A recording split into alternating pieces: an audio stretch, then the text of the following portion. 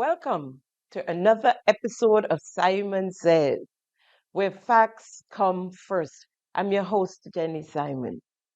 Grab your popcorn, grab your drink, your beverage of choice. A glass of red wine will be good, cup of tea, coffee. Don't forget the Kool-Aid for the kids. Call your mama, call your papa, call your grandmama and your grandpapa, call your neighbors and your friends, your nieces and your nephews, your auntie and your nennen. Let them know that Simon Says is on. Walk with their notepad and their pencil, their pill if they need it for heart or high blood pressure. Keep it close, right? Your tablet, whatever you need, walk with it because Simon Says is on. Buckle up, we take a quick break and come right back. Thank you for tuning in to Simon Says. To ensure that you never miss an episode, click subscribe and make sure to turn on the notifications by clicking on the notification bell icon. See you at the next episode. Welcome back and season's greetings to you all. My local listeners and followers, my followers and listeners in the diaspora and throughout the world. Season's greetings to you all. Hope you have a happy and healthy one. Safe one as well. Okay? Um, I promised you that this week we'll do, well, my next episode, we would have done the rally, and that we will. However, before we get to the meat of the matter, I need to talk about the UK SIF project. Now, this project has become a nuisance. Don't tell us that that is the cost or the price we have to pay for development, because that is not development. Where we are today with this project, that is not development. As we speak, in my mind, that is backwardness. Driving on what is supposed to be our main road turned into dirt roads. That is prehistoric. All you like to talk about prehistoric, well, slavery, right? The most concrete drains in St. David's, 150 is done in 150 years. Then there is the worst our road has ever been in 150 years or since slavery, right? We talk about unemployment is the lowest in slavery. This is the worst our roads have been since slavery. I know by now all testing is done. All testing by now, right? Even though we use your measurements, your timing, right? According to the experts, the testing should have only taken 2 to 4 hours, not even a day. And if you had paved as you go, we would not have been in this mess as I speak. Imagine we have to choose between dust or muddy, wet mud or chipped stone. Once it rains, it becomes muddy and uncomfortable. And with the ridges, so uncomfortable to drive and bad on the vehicles. On Beyond the Headlines on the 10th of November 2025, the project consultant, Mr. Nigel John, announced that the covering of the dug up section, the area, was scheduled to begin on Wednesday, the 12th of November 2025. Sure enough, roads were blocked off And the scheduled date to start was in line, right? So they blocked off the roads. Buses and private vehicles were detoured Callan Park through Golf Course, through Janagle, and out to Springs, right? Then on to town, St. George's. No thought process into the thing. The people from the Golf Course, Grandans, from Golf Course Gap, Grandans, through Belmont, they were cut out of civilization once they were heading to town, to St. George's, right? Because traffic only came that way from St. George's to the south. Other than that, up Callan Park and through the bushes, right? A young lady was at food fair, wanted to go to Galleria Mall and had to go up through Callan Park to do so, and come around. Ridiculous, right? Everywhere you turn is a no entry sign without no notice. So you're on your way, you're custom using that route, and you're driving along merrily, and there you are, no entry, you can't pass. And you have to figure out now where you want to pass to get to where you're going. And sometimes it's a long distance, a long go around and come around. I have never seen nothing like this nowhere else in the world. Nowhere else in the world when a government is fixing roads, it's laying pipe, whatever they're doing. Never for so long have you seen something like this. The buses had real problems climbing Carlin Park Hill with passengers. So they're down tools. And that is how we got a little ease up. But we have to go through the ridges and dancing in your car going down, you know. When we gonna get an ease up? When? So road open, and according to the authorities, they gone back to the drawing board with the traffic directions. The roads were shut down for or closed for roughly a week. Road opened up, not a thing was done. Nothing was done. Not 1 inch of road was paved. No asphalt put down.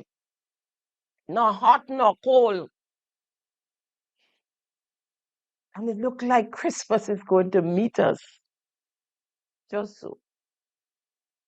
So stones scattered now everywhere.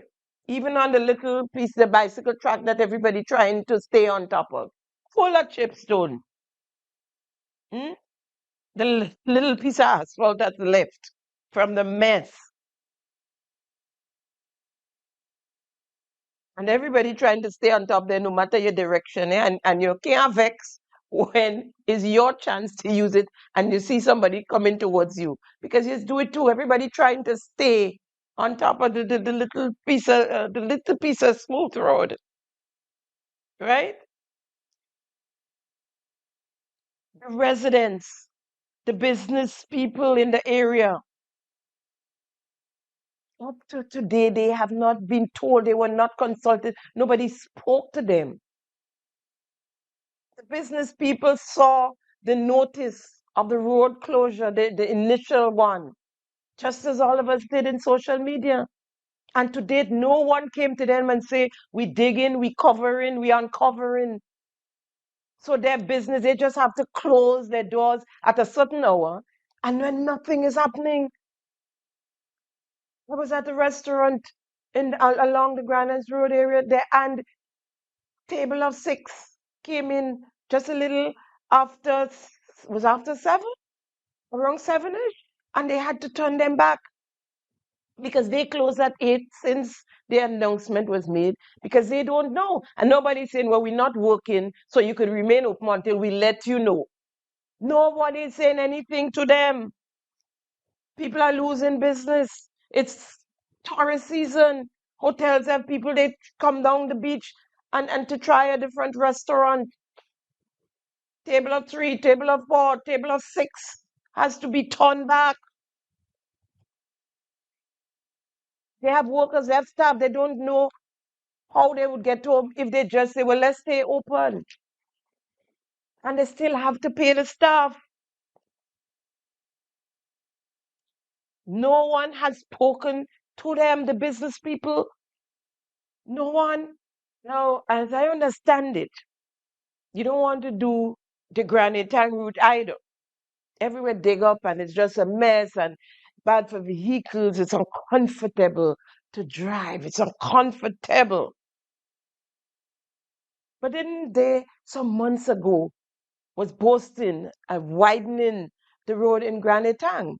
And I passed there, it was paved and everything. They widened certain areas. So now they dig up Granny Tang. And it's the same mess as the Grandans, the southern isle part of the island. They continue to whoop this government. It's hit and miss all the time. Sometimes they hit, for the most part, they miss. Very, very rare. They might hit. Almost all the time, they have missed, wasting the already little resources we have. Not a project without overruns. Break down and build back, dig up and pave back, or just throw their hands up in the air and move on, leaving unfinished road projects, drainage, and the infrastructure is just a mess. The people who live in the affected areas, the businesses, the workers, and ones who do business there are pleading for mercy. Have mercy on us, we say. Some persons have to leave home at 5 a.m. to get to work on time for 8 a.m. The majority of them get into work late because it's just difficult for some people to get up and to leave home at 5 a.m. We're not asking they get up at 5 a.m. to do their little thing, cook their food, whatever, get the kids together. No, the aim is to leave home at 5 a.m. depending on where they're coming from, right? Because so you meet a bunch of traffic and it's just a mess. And as I say, you're going down the road, and one morning, yesterday morning, you could have passed there, and this morning you can't. It's a no traffic police sign. You know? Come on now. It is a nuisance and we need something to be done. I can't believe we are going to go through the Christmas season, the busy season, with visitors coming home and the tourists, and we in this state. Fix it, fix it, fix it, fix it. And so we move from pie in the sky to deception and lies. On Sunday, the 23rd November, the NDC held a national rally in Telescope, St. Andrew, in the constituency of St. Andrew Southeast. The aim and the objective was to make St. Andrew Southeast, Telescope area to be exact, to make Telescope lean on one side. According to the NDC, that was actually a flyer out there to make Telescope lean on one side. They pulled out all the stops free buses nationwide. And if you miss the bus, there was an app provided so you can call an Uber or a taxi to take you there. Water White. Roughly 2,500 to 3,000 people showed up to a national rally, well advertised, well put together, in social media, right? Most of the people came from the outer parishes. St. David's and the South carried most of the people. Folks, we move from pie in the sky in 2022 to deceptions and lies 2025, 2026. MP for St. George Northeast run redhead. As the saying went, open backed, speaking of things he knows nothing about. As usual, this time around, the aquatic center. The question is, what happened to the aquatic center? The announcement made by Delma Thomas, number 10, on September the 10th. It's a big one, she said. Grenadians, mark your calendar. On Wednesday, September the 17th, 2025, we break ground for the Grenada National Aquatic Center at the Grenada National Stadium, 3 p.m., a historic step forward for sports, our athletes, and our nation.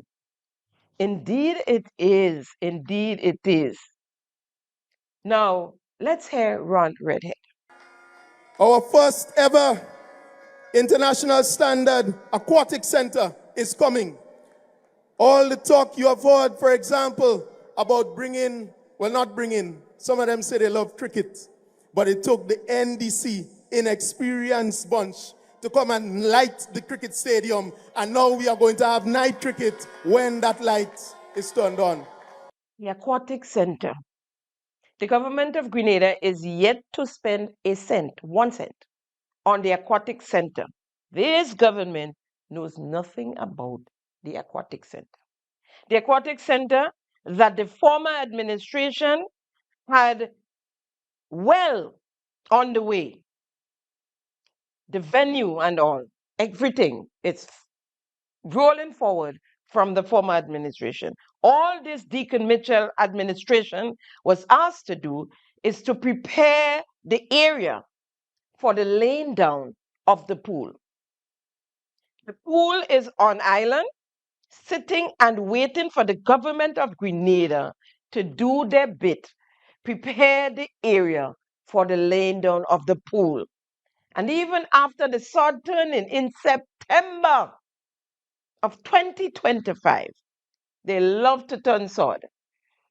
Not a muscle was moved to get the aquatic center, the pool, laid down.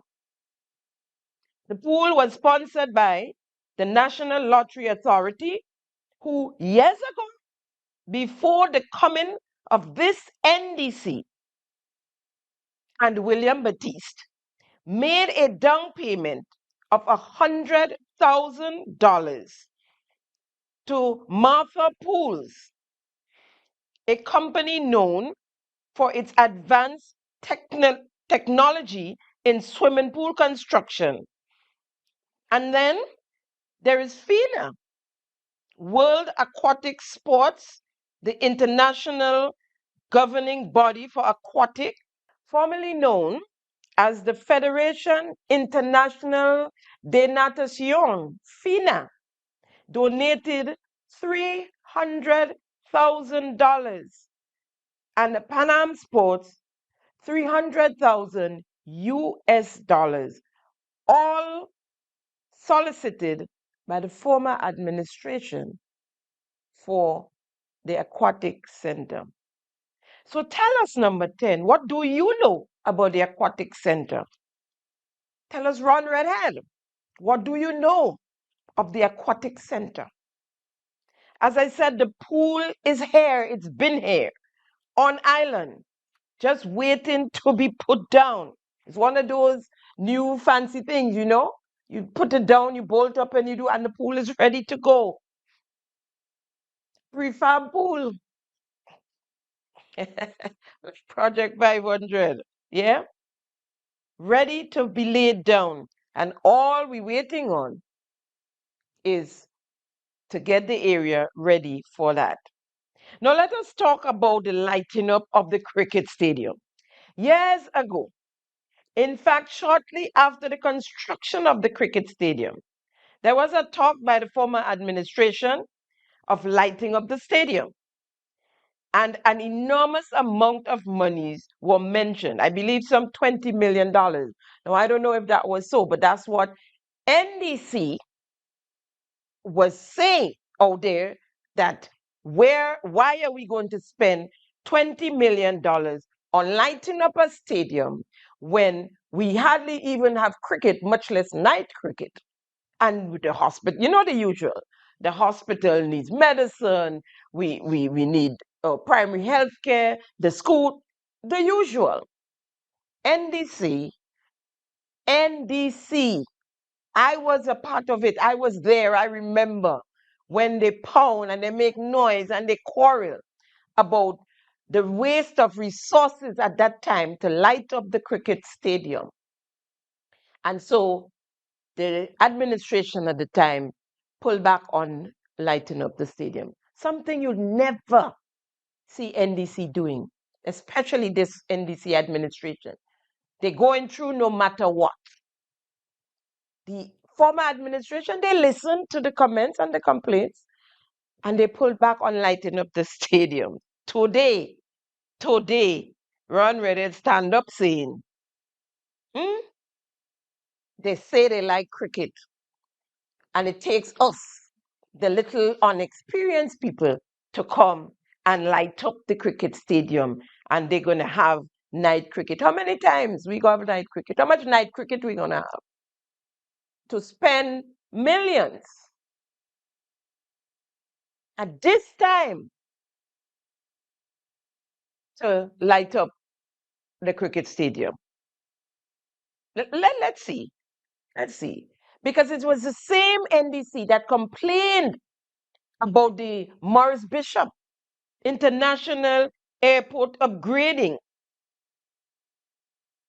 But the former administration wisely not listening this time, because knowing the benefits of what for tourism, they went ahead with it.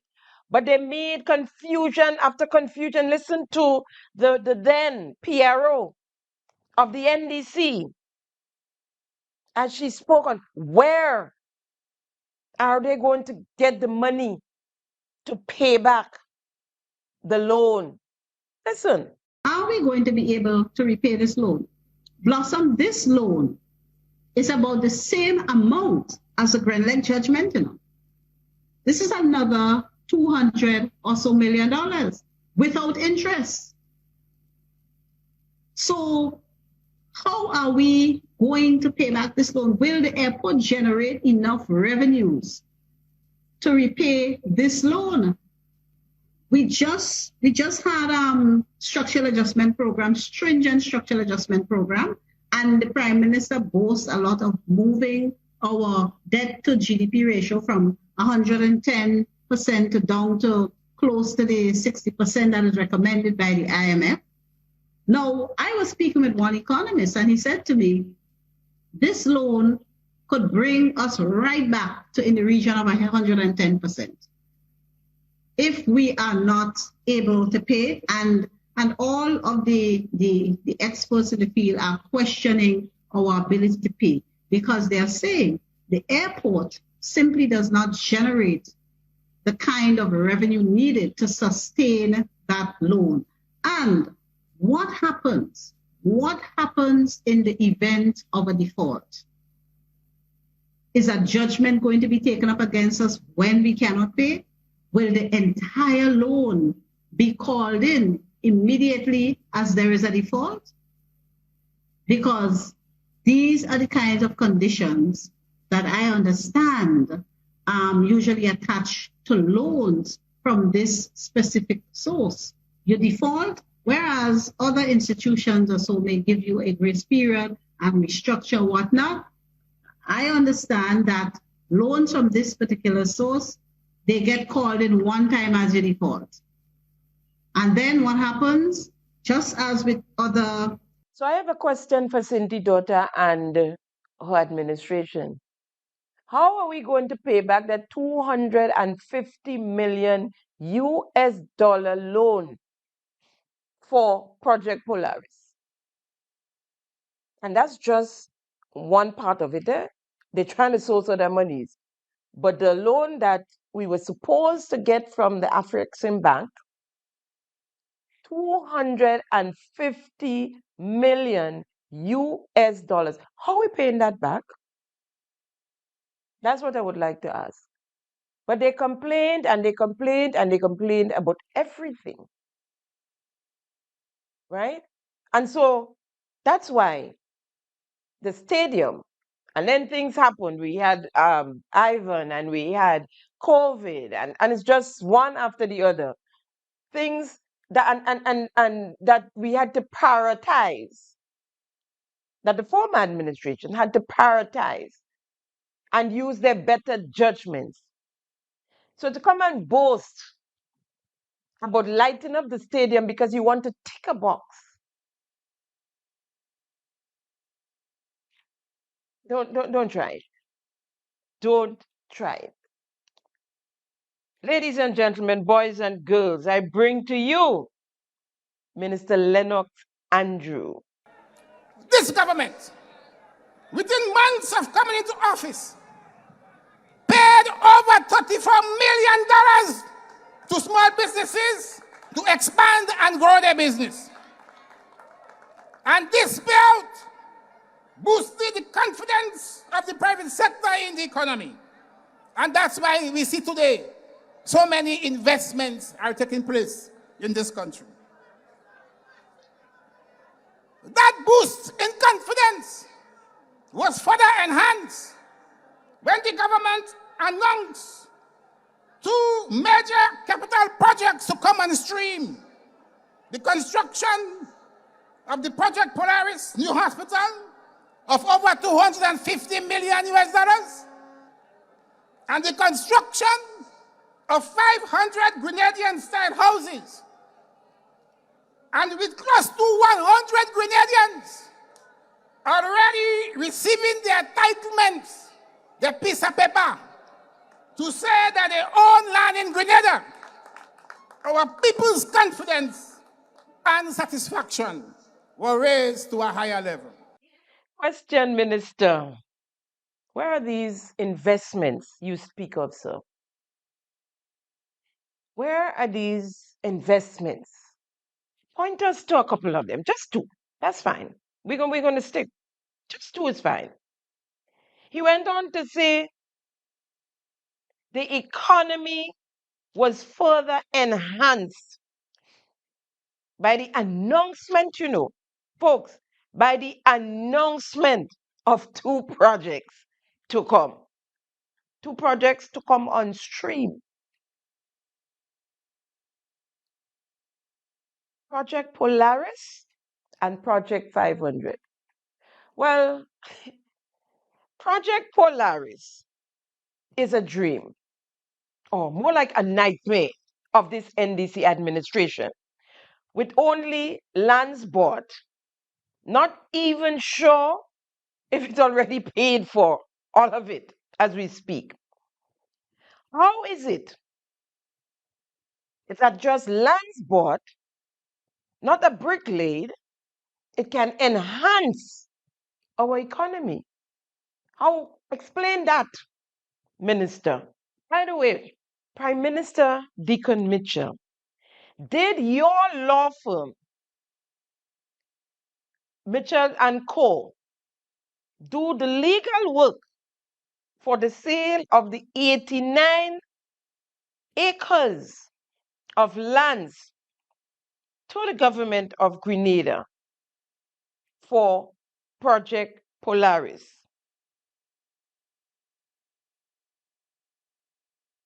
I'm asking for the people, because it's out there and we need to know the facts on that one. So tell us, Prime Minister, tell us. Now, Minister Andrew, if that is so, then that is where the enhancement took place. Not the economy of Grenada, but in the coffers of Mitchell and Co. That's what was enhanced. The bank account of Mitchell and Co. Project 500. Let's hear Prime Minister Deacon Mitchell on Project 500 during the campaign, the 2022 campaign. Let's talk about the state of our housing and the lack of affordable housing for our people, particularly our young people, particularly some of our elder citizens who have no place to stay. There are two ladies who may think I've forgotten them. I haven't forgotten you. In the last 24 to 48 hours, I've been bombarded with requests for help from women who have children who either have no place to stay or about to be put on the street because they have no place to stay. Since 1985, we have not had any systematic plan to provide affordable housing for people. All we've had is some apartment buildings that have been provided generously by the people and government of China. But these houses or apartments have been handed over to the government of Grenada. And up to now, in St. David's, for example, they have not distributed the houses to the citizens of St. David. Up to now, you can't even walk in the compound because they have security guarding the empty buildings. If you cared about your people, if you appreciated that housing is a fundamental and basic right, there would have been a transparent process. We would have gone to the communities and find the people who are most vulnerable, and we would have known what the criteria is for getting the houses. But let me tell the woman in St. David, you have to take no formal lumber under the National Democratic Congress to get your house. So when the National Democratic Congress implements its housing plan, and I'm going to tell you about it, within 12 months of forming the government,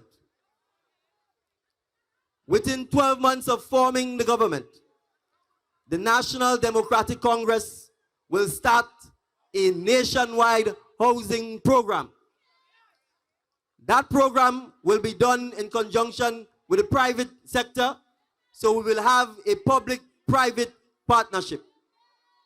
And we will commence building 500 Grenadian-style homes in each parish.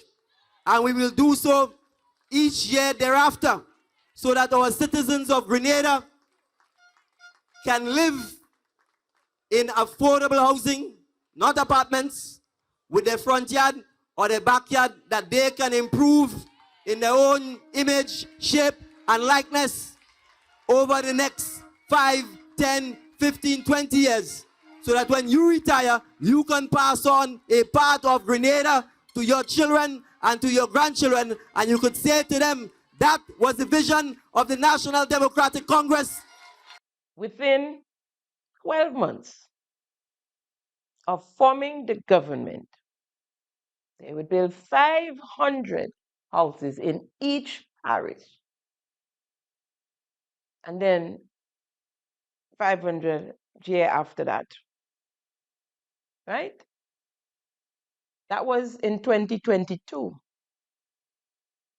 Now, I have to play this clip of Minister David Andrew, the Minister of Education in the Senate, angrily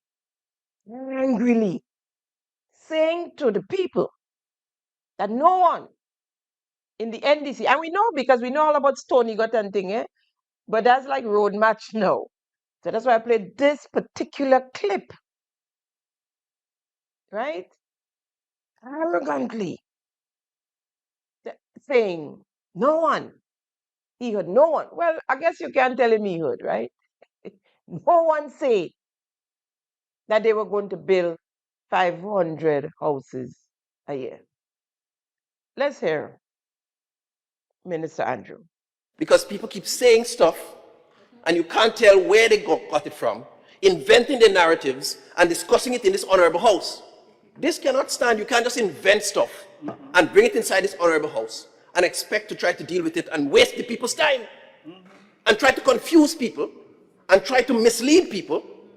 A lot of that is going on, and this needs to stop in this honorable house. Madam President, I listened to the talk about this administration promising 500 homes a year and 500 homes a month, and people suggesting how many homes we should deliver in what time. I, at no point, heard or saw written anything about 500 homes a year, a month, or anything of that sort. Instead, I know we said that we had a Project 500 that we were going to roll out nationally. That program is currently underway. And you see, people want to give us timelines. You see, I think there is a pension on the other side, both in this place here and on the other place, to tell people when to do what to do. Pay it now! Pay it right now! Pay it immediately! Right, so I'm hearing a certain sentiment coming from that side that tells us when to build the houses. Right? Yeah, they want to tell us when to do it. But you see, we have to remember. So I heard the suggestion coming from the honorable member that if we build 100 solid homes a year, then we'll be quite fine. I believe you heard the Deacon Mitchell talk about the 500 houses, 12 months after coming into office. I believe you heard him. I believe you heard the arrogance in that Minister Andrew and the others behind him giggling and bawling out and saying, nobody gave timeline but them. They always, 12 months is one that stuck with Deacon Mitchell. 12 months he's going to regularize. 12 months, 500 houses. They gave the timeline. And nobody said that they were going to build 500 houses in a month. To try and exaggerate and look for laugh is very idiotic. Because you all said, and where is these houses you talk about they on the way? Which way? Where they pass? Are they coming like the coconut trees from Brazil and Colombia that take 4 years, almost 4 years now to get to Grenada? The other day I'm on Facebook and I see some person stand up, 3 or 4 people stand up with coconut trees in their hand, young coconut, and my heart leap. I say, yes, the coconut trees finally reached, only to be disappointed. They were coconut plants that came from Brazil, but to St. Kitts. We still waiting on the 5,000 coconut trees Andy Williams bought and paid for in Brazil. Is all you did is give timelines. So don't talk about the people that come in the parliament and in the Senate and talk about timelines. You gave the timelines over and over. Andy was in New York saying that 500 houses a year and a year and every year and every year and every year until all Grenadians have their own home. He said that in the town hall in New York. And Deacon Mitchell said in the 2023 budget presentation as Minister of Finance, 500 houses a year, starting with Stony Gut. Is all you that say it. Look how you look like foolish now. With all this anger. I could pull any 5 or 6 clips with all you and this Project 500, and it's yet to take off. All we have is some with samples in Dunfermline, all not even finished as yet. Pilot project, right? And you're talking the Prime Minister talking about the lack of affordable housing. The only affordable housing we had for our people were the Chinese housing project given to us, the people and the government of Grenada, as a gift, as we say, free of cost. Then we understand if the government say pay something because it has to be maintained. But we're talking about low income and no income, no income families who need a place to stay, them and their children to rest their heads. You all came and cut that out. There's no such thing as low income housing anymore. Because you said that they will have to pay for it, that they will have to go to the lending institution and borrow money to pay for it up front to the housing authority before they can get the key. So no more low income housing. Because if you don't have a job, and if your job is minimal, you're paying you minimal, you ain't getting no loan to buy no $55,000 house and $75,000, well, not house, but apartment.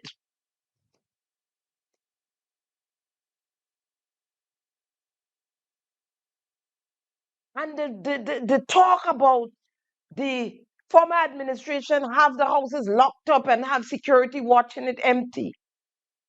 It then took your administration years, a year plus, before you all decide what you're going to do as well. So Israel, foot and mouth disease, mouth open, word jump up.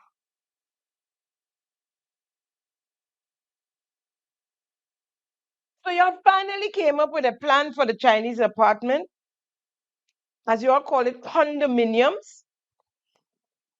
And when announced, it was clear that the apartments were no longer low income houses, but for persons middle income and upper income earners. Let's hear the chairman of the housing authority. So as we go down the road, we would see that ownership of the units from the start is the way to go. We would transfer into your hands over 60 an equity or wealth directly into your hands immediately as you purchase these units. We are asking people to do one of two things.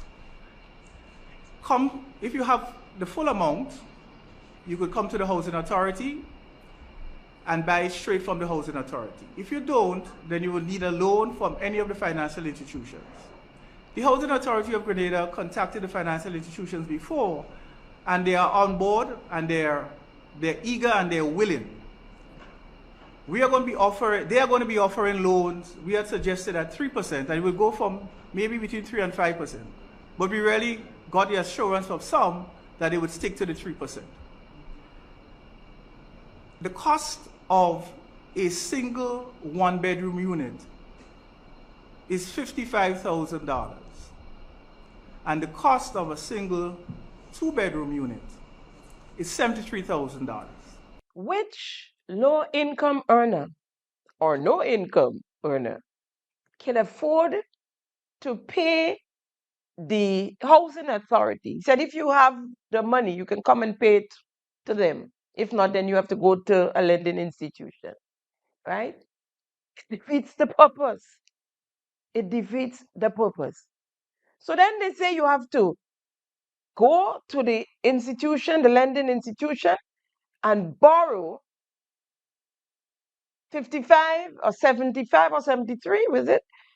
$1,000 to pay for the apartment before you can get the keys.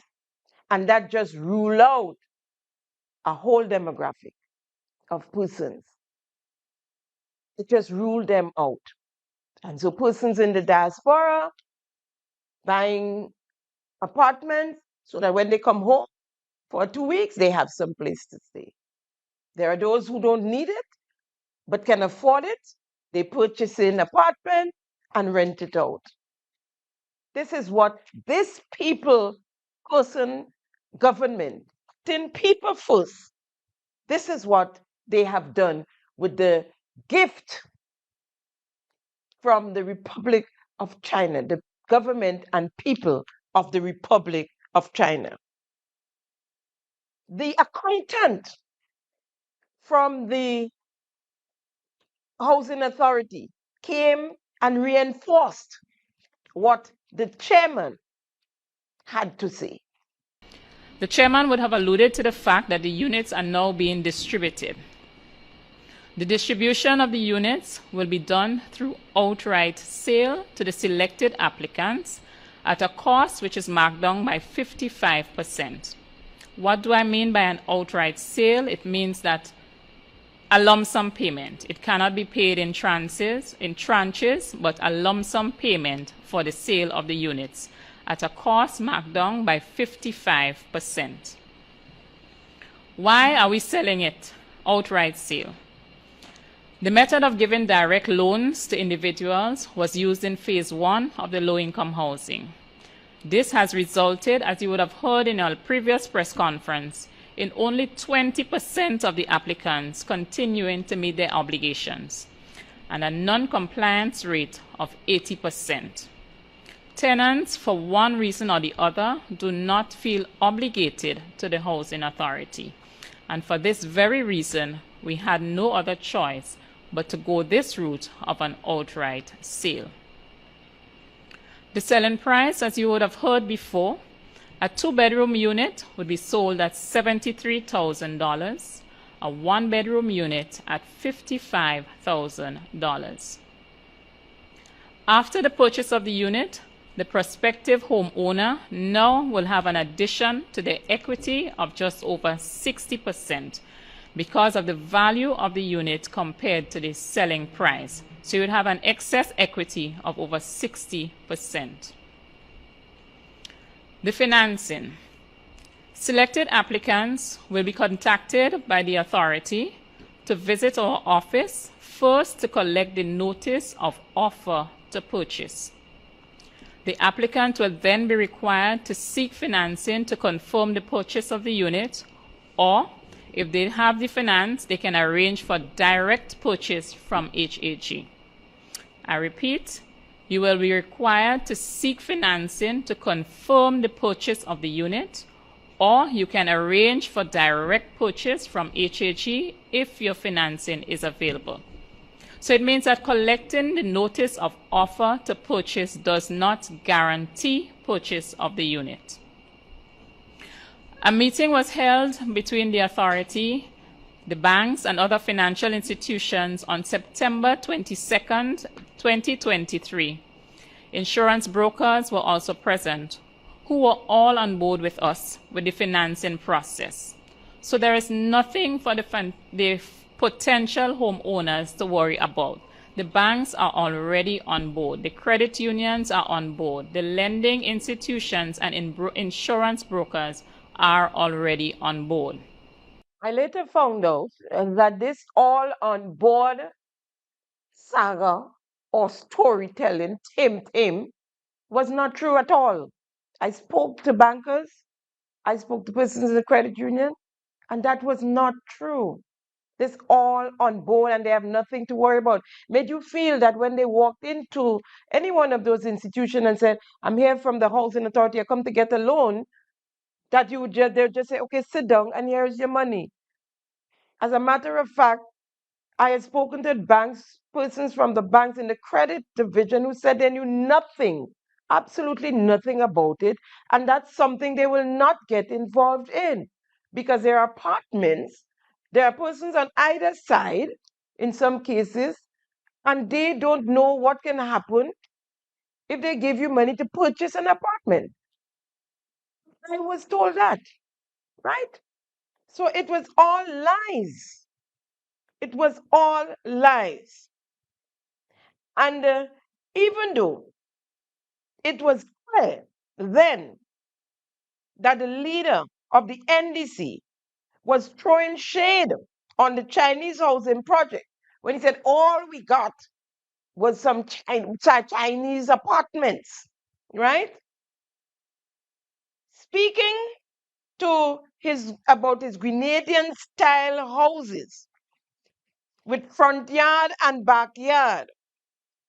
We are yet to see one Project 500 Grenadian style house, because what they have up in Dunfermline are not Grenadian style houses, right? But he had to pedal back on that one as well. Budgets later. Now, this was Prime Minister as the Minister of Finance in 2022 for the 2023 budget. Initiatives in this budget cycle include: 1. The Stony Gut Climate Resilient Housing Development Pilot Project, which aims to construct modern, high-quality, climate-resilient Grenadian-style homes in Stony Gut in the parish of St. John. Construction is expected to start in 2023, Mr. Speaker, and $2.5 million has been budgeted. Now, as I said, this was announced in 2022 for the 2023 budget presentation. 4 budgets later, we are yet to see Project 500 anywhere on this island. 4 budgets later. So we went from Grenadian-style houses in Stony Gut, St. John, to prefab houses in Dunfermline, St. Andrew. 17 pilot Project 500 houses. We recognize that housing is a big challenge in Grenada. There is a current housing repair program that the government is running to assist persons in housing repairs. But this program has its challenges and it has its limitations. But we are nonetheless going to continue because we recognize that in some instances people are in truly desperate circumstances and we need to cater to them. But the program is not sustainable. And in the long run, it isn't really improving the housing stock in a sustainable manner. The average person builds a home once in their lifetime, for the most part. Maybe twice if you have an extended, if you go past the 70. And we need to build homes that can sustain, endure, and resist things like the hurricanes, resist things like termites, etc., etc. So, I can't see the screen from here, so I'm not so sure if you have the right. So, we promised Project 500, and we intend to deliver Project 500. So what we are hoping to do with these contractors is to use technology, modern technology, that can allow us to do prefab houses.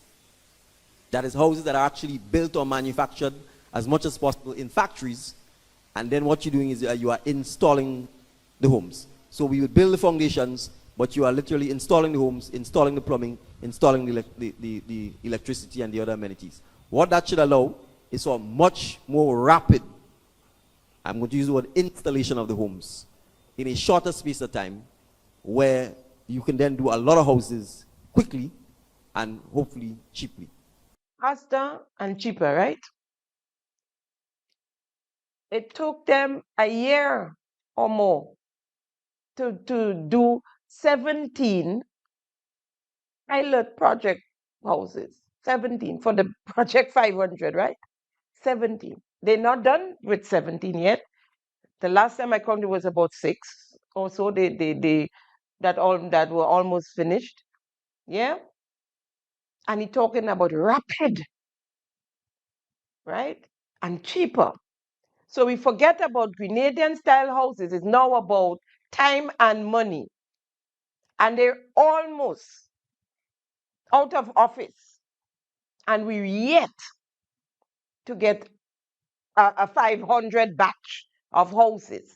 But they're condemning the Chinese ones, the apartments. That's not Grenadian style houses. People want yard, front and back, right? So no Project 500, no Project Polaris, but they have enhanced our economy because we strip it in. We just a bunch of stupid people sit down here and whatever they say goes, right? Just more deception. Minister Lennox Andrews continued. In the midst of all this good economic performance, my friends, government revenues have been the strongest ever, with surplus arising from a well-regulated CBI program. And with Grenadians for the first time, they were happy to pay their taxes. They were happy to pay their taxes, and they're doing so on time. Government revenues are the strongest ever. More deception. But things happening. Our revenues are falling. Fiscal Summary, July 2025. And this is from the Ministry of Finance, Revenue Performance. And I quote, revenue collected in July totaled $97.1 million, which was $3.3 million below target. This shortfall was primarily driven by weak performance in taxes on domestic goods and services compared to July of 2024. Collections in July 2025 were $162.9 million lower, reflecting the exceptional revenues received from the CRIF payout and the CBI program. In other words, in 2024, they had CBI and the CRIF payout, the CBI and the CRIF payout to cushion their revenues, right? And so they ended up with a surplus. Compare now to 2025, right? The same period, $162.9 million lower.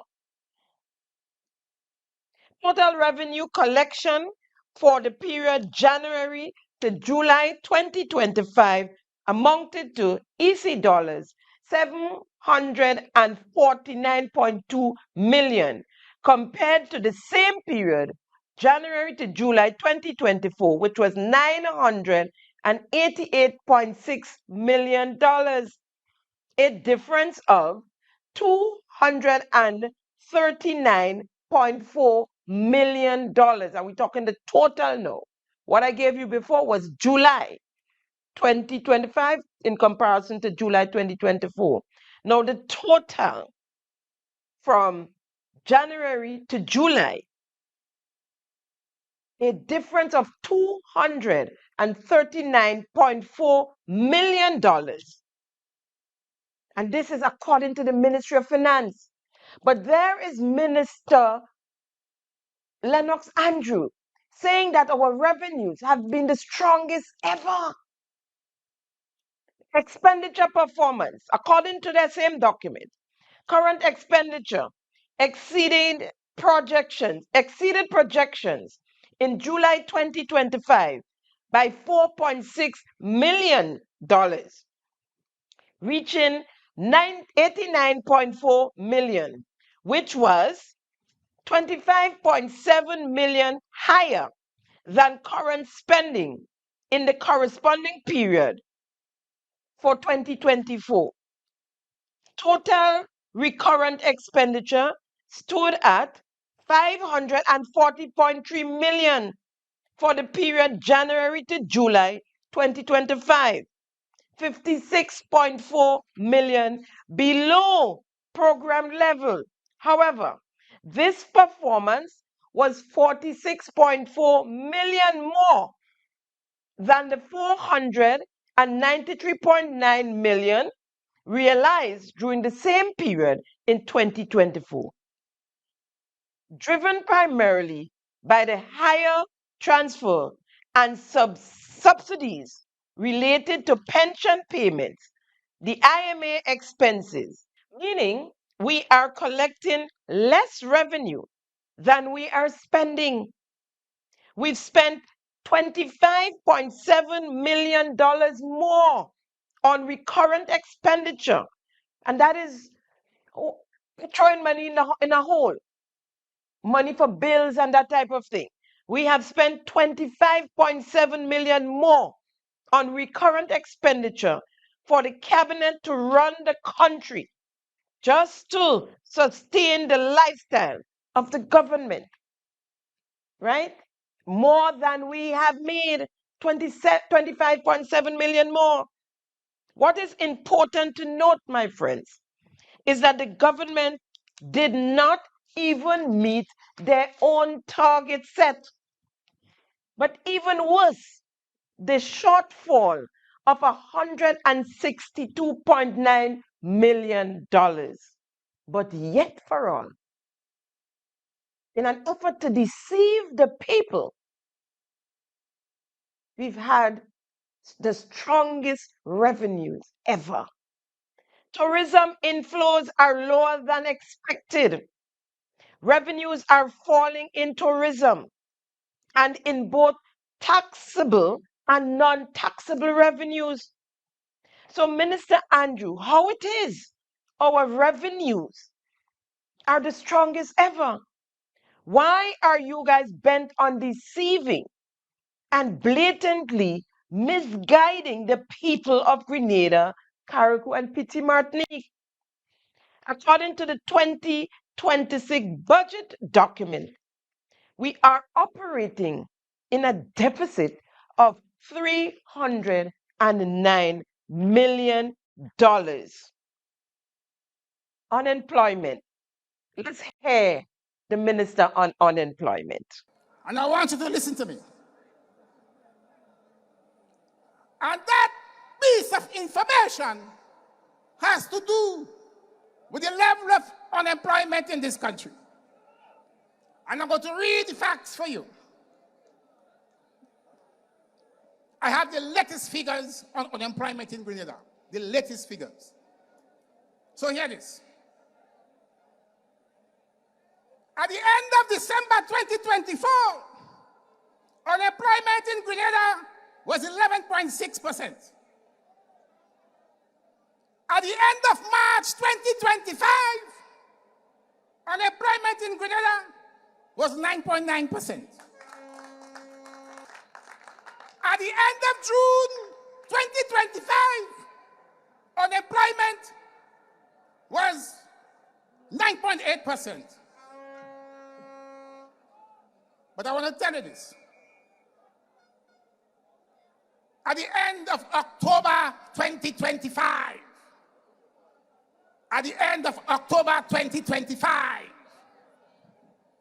unemployment in Grenada is down to 7.5%. The lowest ever in the economic history of this country.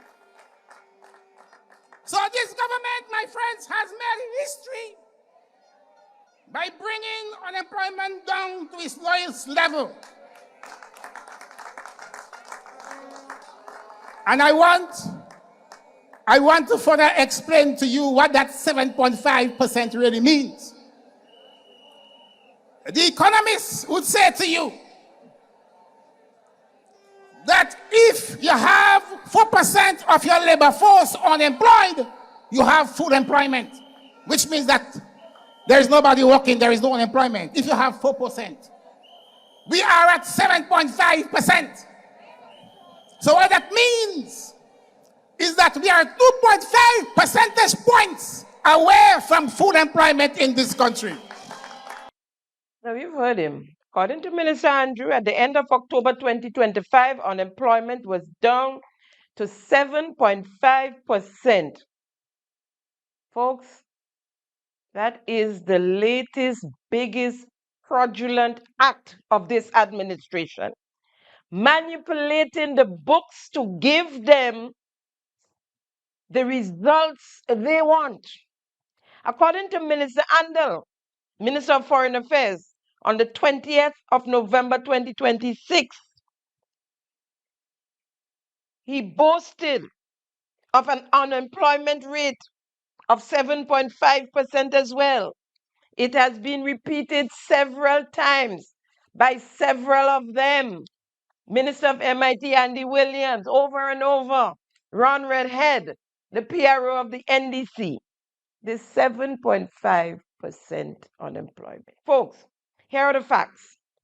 Only 57,000 people in Grenada are actively employed. We have over 32 persons not working. They are in the inactive labor force. The largest amount ever in the history of Grenada. If we're talking in the history of Grenada ever, this 32,000 persons not working, they are inactive. The largest amount ever in our history. Over the last 3 years, over 3,000 people can't find jobs and are not looking anymore. They have exhausted that. The highest it has been ever in our history. Our government are rigging the data. They are manipulating the statistics, talking about the lowest since slavery. That was Minister Andel, the lowest since slavery. Over the past 3 years, since 2022, the economically inactive population went up by 3,000 persons. And I challenge any one of you, including you, Minister Lennox Andrew, and any one of you, Deacon Mitchell, and the rest of you, I challenge you all to say what I've just said there is false, is not true, to debunk what I am saying. If you look on your screen, there are graphs to show the unemployment data over the past 30 years. Look at the graph caption, Grenada economically inactive population, 1995 to 2025. It went from 29,000 in 2017, thereabout, to a steep climb to 2025, a whopping 32,500 economically inactive population. They're wicked and they're deceptive. Now, according to the Central Statistic Office here in Grenada, at the end of the first quarter of 2025, the unemployment rate was 10.8%. I'm sorry, 10.8%. And in the youth category, youth unemployment was 26.3%. Now, what is important? The leading sector for employment, according to the report of the Statistical Office, construction is the leading sector for unemployment. We all know the jobs in construction fluctuates. They are not permanent jobs. And so, to quote an unemployment statistics that was done in the first quarter of 2025 as being the unemployment numbers now is erroneous, to say the least, because with construction being a lead sector in the report, someone you interviewed in the first quarter of 2025, 5-6 months later down the road, is no longer employed until or unless they found another construction job or another job. So for Joseph Andel to stand up in the parliament and say, and what is considered a dated unemployment statistics, and for Lennox Andrew to stand up on that platform and tell the people, knowing fully well that construction is one of the lead sectors and which fluctuates every 6 months, then you can't use it. So you cannot stand up and say that unemployment based on your assessment of April, unemployment in Grenada is 10.8%. You cannot say that today it could be down to 7.5% because your lead sector does not create permanent jobs. More lies, more deception.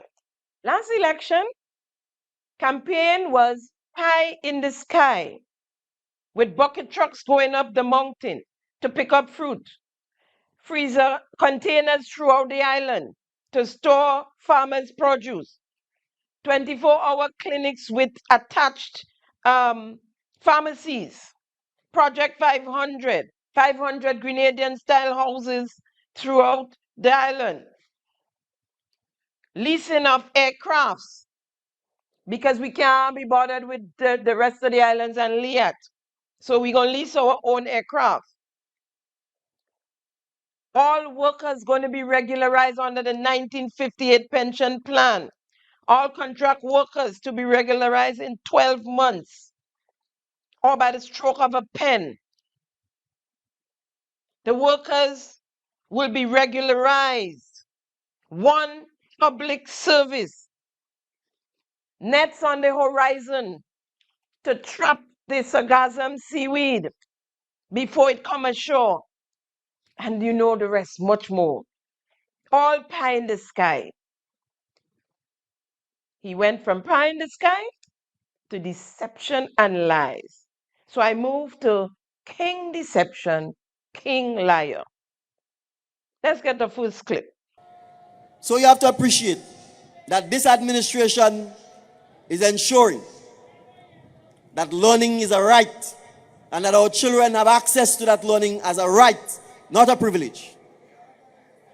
Not how much money you have, not which village you come from, not who your parents are, but that every little boy and girl from every nook and cranny in Grenada, just like me, just like the Minister of Education, just like Dr. Sincere, just like Ron, Kireen, Tevin, have the opportunity to aspire, to dream, and to succeed.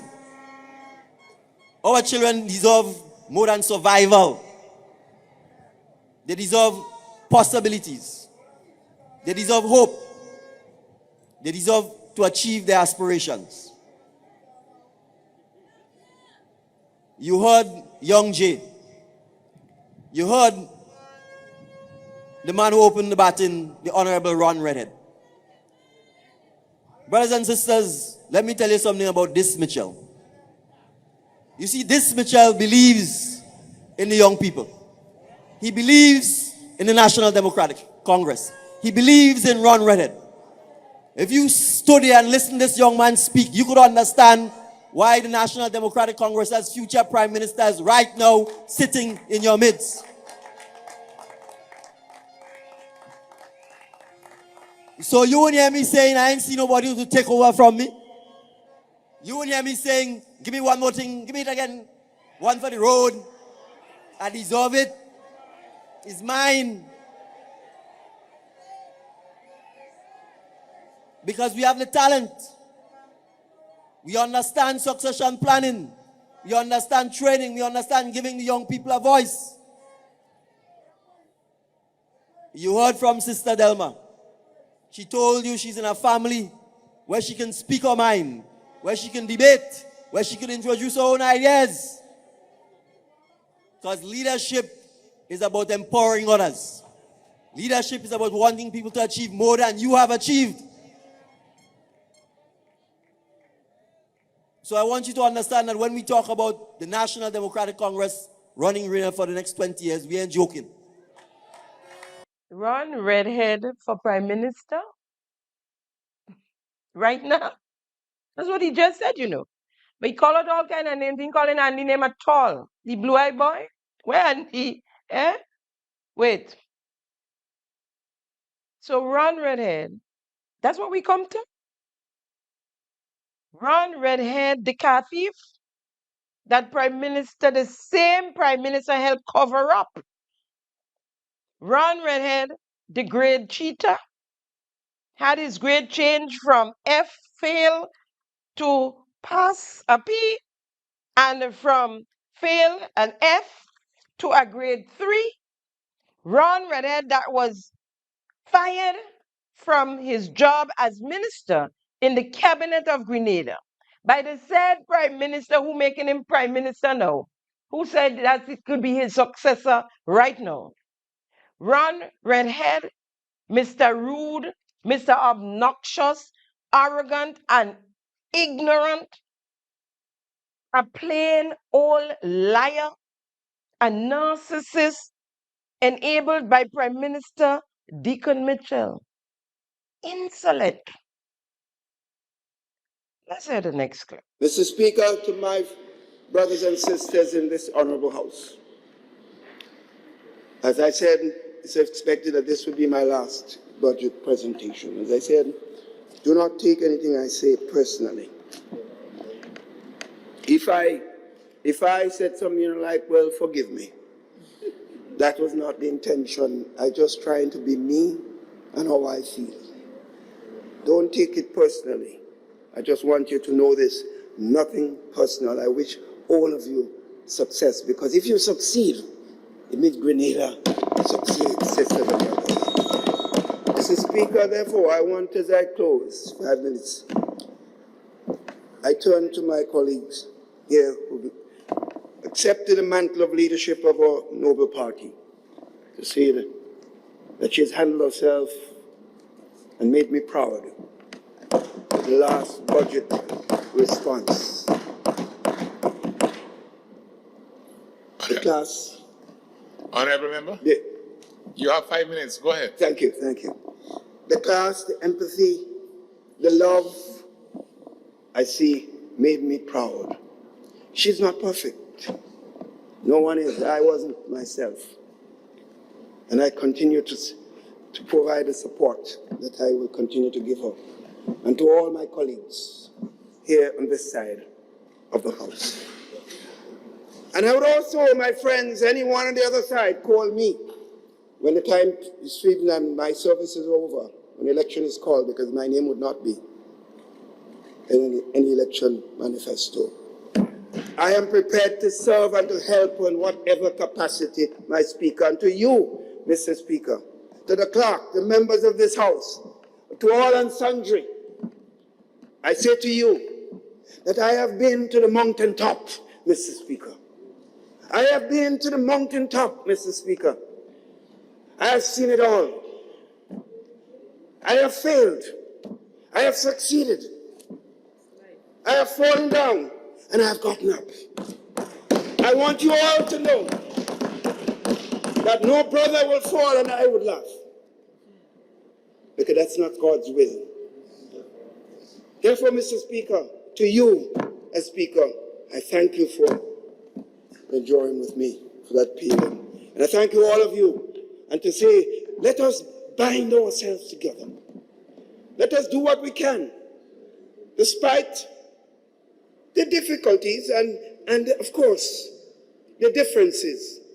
Let us recognize we are all God's children, and we are all in this house because He wants us to do better for people. Mr. Speaker, I thank you so much for your patience, and I thank you all. No, here's Ron Redhead, Prime Minister DeCep Mitchell's successor. I now invite the Honorable MP for St. George North East to take the floor.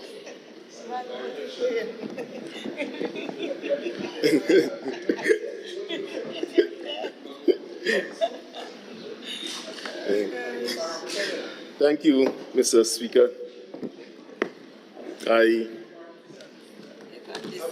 rise. Well, I too would like to join in your sentiment to wish the former Prime Minister, former opposition leader, and soon to be former Member of Parliament for St. George Northwest, the Honorable Keith Mitchell, all the best in his future endeavors. But, Mr. Speaker, it's a pity he left just before I was going to say this. Too late shall be the cry. The unity that was required to build this country was needed many years ago, not just today. And this is probably the most important lesson that any young politician should actually learn when entering politics. Always remember how you intend to end. Don't worry about what you meet. Everybody makes mistakes. But the point is, remember how you intend to end. So it is important you should start. Insolence. Insolence. You heard him? Yeah? And you heard them? Big woman, like number 10, sit down there grinning with them little children. Big woman. Woman. That's woman. Sit down there grinning because the former prime minister was humble enough to say he made mistakes. He apologized for anybody he has hurt. Huh? Behaving like grade 1s and 2s. The whole bunch of them. And this is who y'all want to succeed. This is who you're talking about, Prime Minister. To succeed you. You bad enough to succeed you to come and rule who? Who? Which country? He's Mr. Big Shot.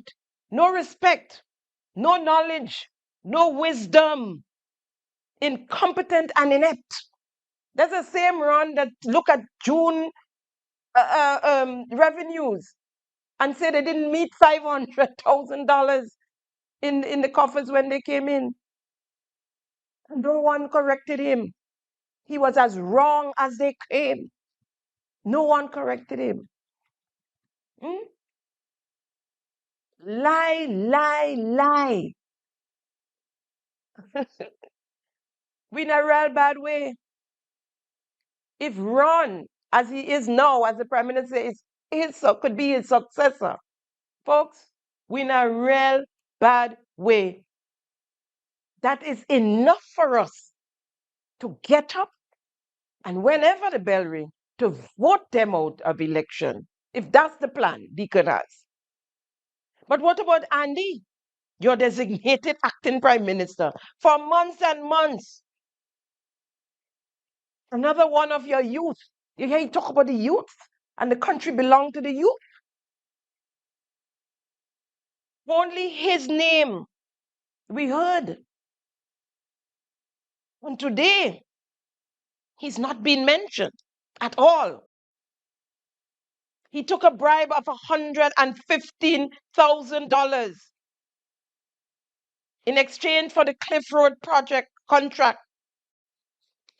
His Ministry of Mobilization, Implementation and Transformation, a cesspit of corruption. Corruption in the Build Back Better project. So much so you, Prime Minister, took the project away from him. Now that was too little too late. After the movement of hundreds of millions of dollars. Did you find out of the movements of monies in the Ministry of MIT between the PS, Miss Nicole Clark, Miss Dawn, the worker, Miss Besessa, the new worker? He and she make mess in my fin, and he bring her over to MIT. Yes, the 300,000 she lent him in my fin. Miss Besessa. As corrupt as they come, they find a way to MIT or to the NDC administration. But we're going to do a whole program on that one. Yeah? Have you investigated the movements of money, paying service providers in cash, giving them $500 tips, walking them up to corporate bank to change checks and collecting the money and bringing it back to MIT? All of that swept under the rug. Prime Minister, which NDC will be running NDC for the next 20 years? Will be running Grenada, sorry, for the next 20 years.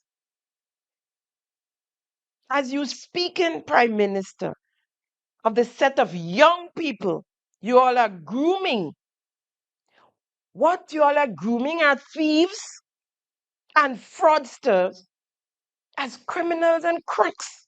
And I make no apologies for saying it. Because what is sad is that you are sweeping it under the rug. What is sad is that you are covering up.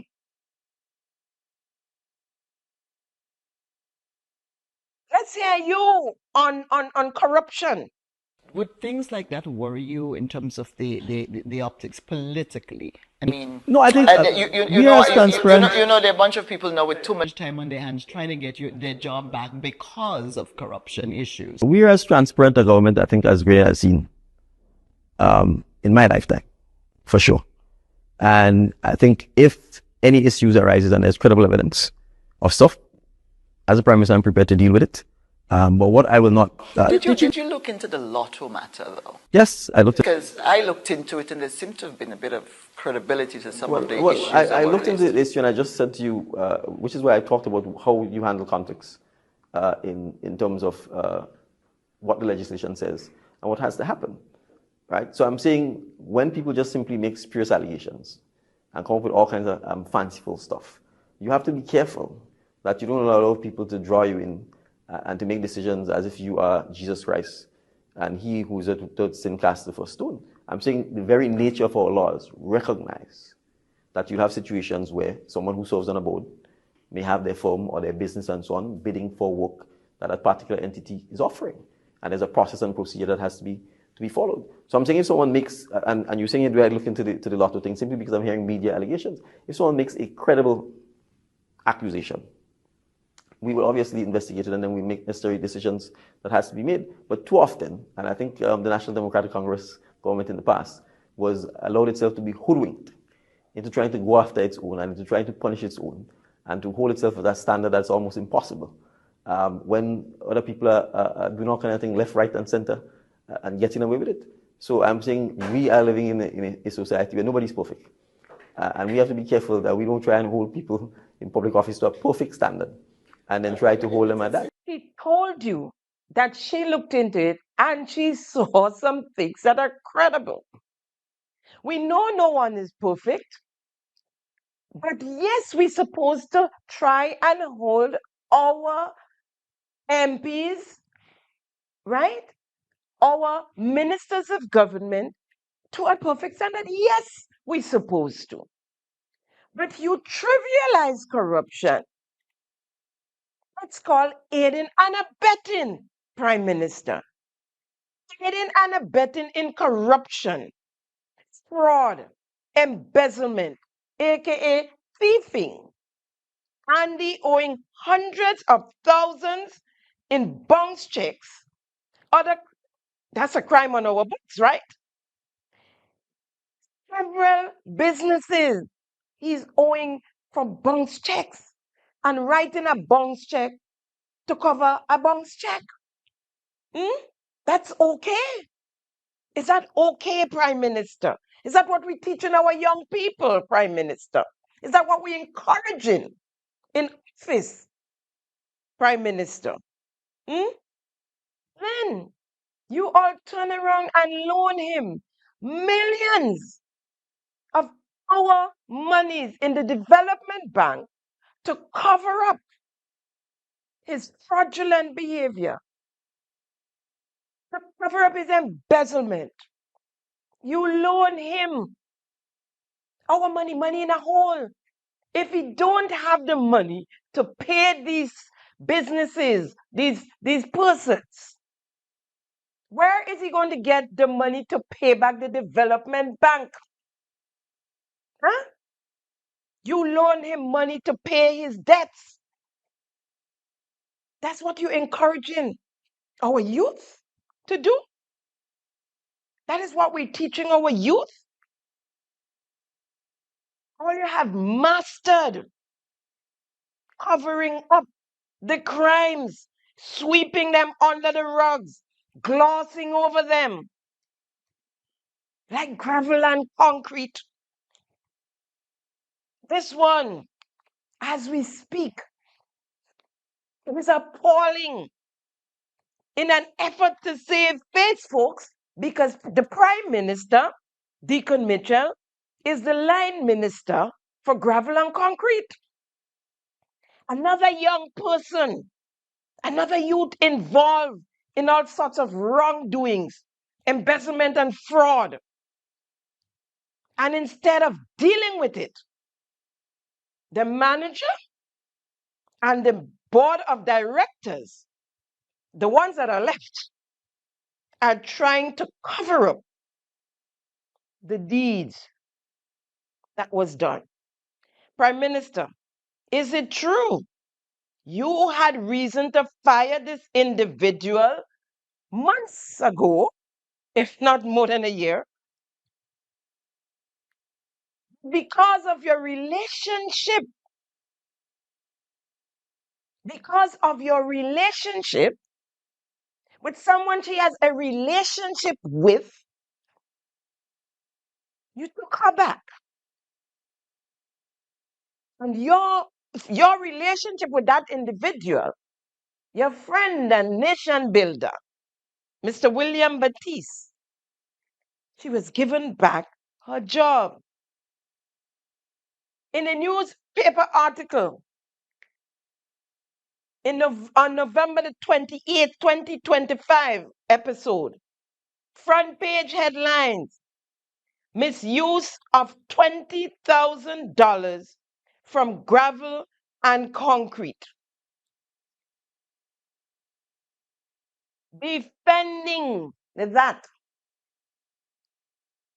Silence of the board of directors on funds belonging to the state body, with a photo of the manager, Arthur Oliver, and the chairman of the board, Sylvester Quallis, Consul General to Ottawa, the capital of Canada. Question: can anyone tell me why is Sylvester Quallis still the chairman of Gravel and Concrete? The board, the chairman of the board of Gravel and Concrete. His Excellency Sylvester Quallis, chairman of Gravel and Concrete. Can someone else is a piece of the pie? Now, if you look on your screen, you'll see the front page carrying that article. If you go to the article, you can read the article on the inside. I'm not going to read it out here because in an effort to save time, I have lots to cover today. Now, it's been a while. I've been getting hints of the corruption happening in gravel and concrete. I've dropped them here as well on Simon Says. I brought suspects to you here on Simon Says. But after reading that article, I got to work. I got information during my investigation that made my head spin, literally made my head spin. Besides the young lady in question, written about in that article, there are about 5 others involved in their own separate corruption scheme, from captain to cook or cook rather. And I mean from captain to cook. I have names, I have suspects, job descriptions. I know of the illegal checks changing in gravel and concrete. I know of the name added to the payroll. Just so. Is the board covering up that as well? And many more. I tell all you, my head spin. Added to the corruption, there are sexual molestation allegations from several female staff members. Folks, a cesspit. So I thought I'd call the manager, Mr. Arthur Oliver. I identified myself and proceeded to ask about the article printed in the newspaper, and was told by Mr. Oliver that none of it was true, and that is why they did not make a statement on it. I said to Mr. Oliver, I believe that is why you should make a statement. If someone accuses someone or your company, your institution, your outlet, whatever it is, of something like that, one would be quick to go on record to say, this is not true. Right? The truth of the matter is, from my investigations, the paper was misinformed in some ways. The gist of the article is true. But it's even worse than the paper's reports. Needless to say, the manager, Mr. Oliver, was going into a meeting. You know, when they want to get rid of you on the phone, they're going into a meeting. The usual way to get rid of someone you don't want to speak to. So I moved on to call the chairman of the board of directors, Mr. Sylvester Quallis. Again, identified myself and why I was calling.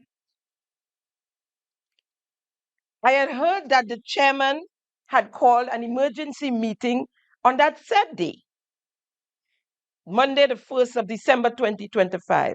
So I asked, what was the decision of the board? What came out of the meeting? I was told that he was not in a position to speak to me on that at the moment, but that I should wait for the statement, which was supposed to be released on Tuesday, the 2nd of December, and that he would send me a copy of the release as well. That I should wait. I had no problem with that. However, I proceeded to let the chairman know that I knew what was coming in the statement because I spoke to the manager who warned that it wasn't true. So I expect the manager to know what came out of the meetings of the board of directors. Heck, I thought maybe he was at the meeting as well. So I said to the chairman of the board, they can put out their statement, but be warned that Simon Says will be making a statement as well. And I proceed to let the chairman know of some of my findings. He became very quiet. And after I laid it out, he said, okay, and ended the call. To date, and that was last Monday, the 1st of December, more than a week later, 10 days later, right? I am yet to see that release from the board of directors of Gravel and Concrete. And I knew it wasn't going to come because I told him that I knew, and the things I listed, I know that he knew of them too. So they were trying to sweep it under the rug. So I said to him, Simon Says we'll be putting out a statement as well, but I wait for your statement. And I'm still waiting for the statement. As I said, I have names, I have data, I have suspects, I have time, I have what was done, where, who do it. I have it. So I'm waiting on the statement from the board of directors first before I move further.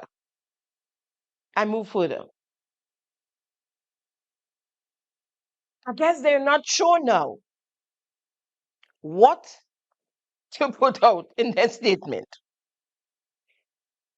right? I know.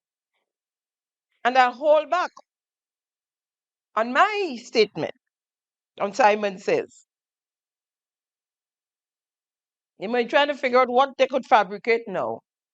But what I know is that you cannot tell the people of Grenada, Cargo, and Petite Martinique that there's no corruption going on inside gravel and concrete. I know that you can't do that. I am waiting to see.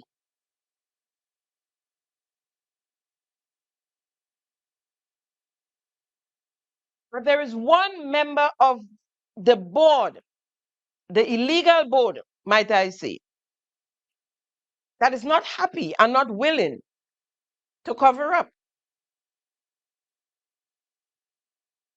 The gentleman thinks the lady should be fired. But sir, it's not her alone. It's a bunch of them in there. Yes, the board is illegal. According to the staff, the 9-member board is down to 4 members.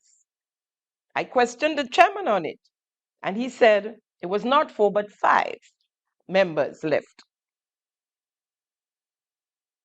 And they're operating and making decisions on behalf of the company.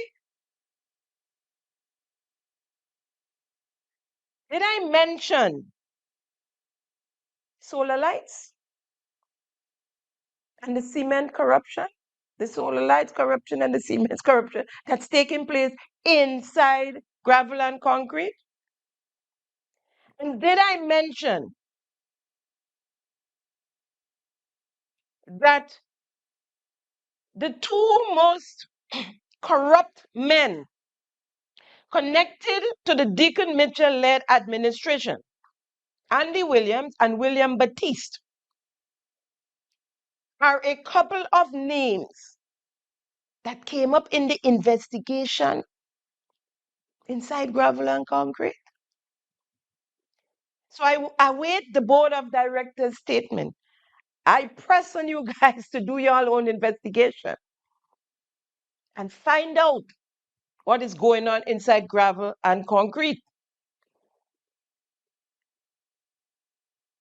I give you a week from today. Now, this program was supposed to air last week, and we had technical difficulties and it couldn't. So it would have been a week from last week. However, I'll give you a week from today to come up with your statement. Then well, whether or not you come with yours, we on our last few weeks, last week or so, next week, I think. So probably I would say, so then you have the rest of December. Come January, we're going to talk gravel and concrete and the corruption that's in there.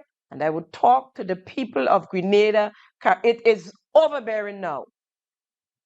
It is overbearing now. But these are the young people that the Prime Minister speak about, that they're grooming. What are you grooming them to do? To steal and say that it's okay to do so? Yeah?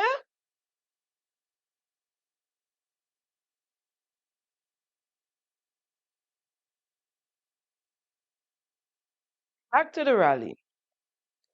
So these young people that are allowed to get away with wrongdoings, with those on the outside looking in, probably thinking if it's okay for Andy and Ron and Tevin and Kireen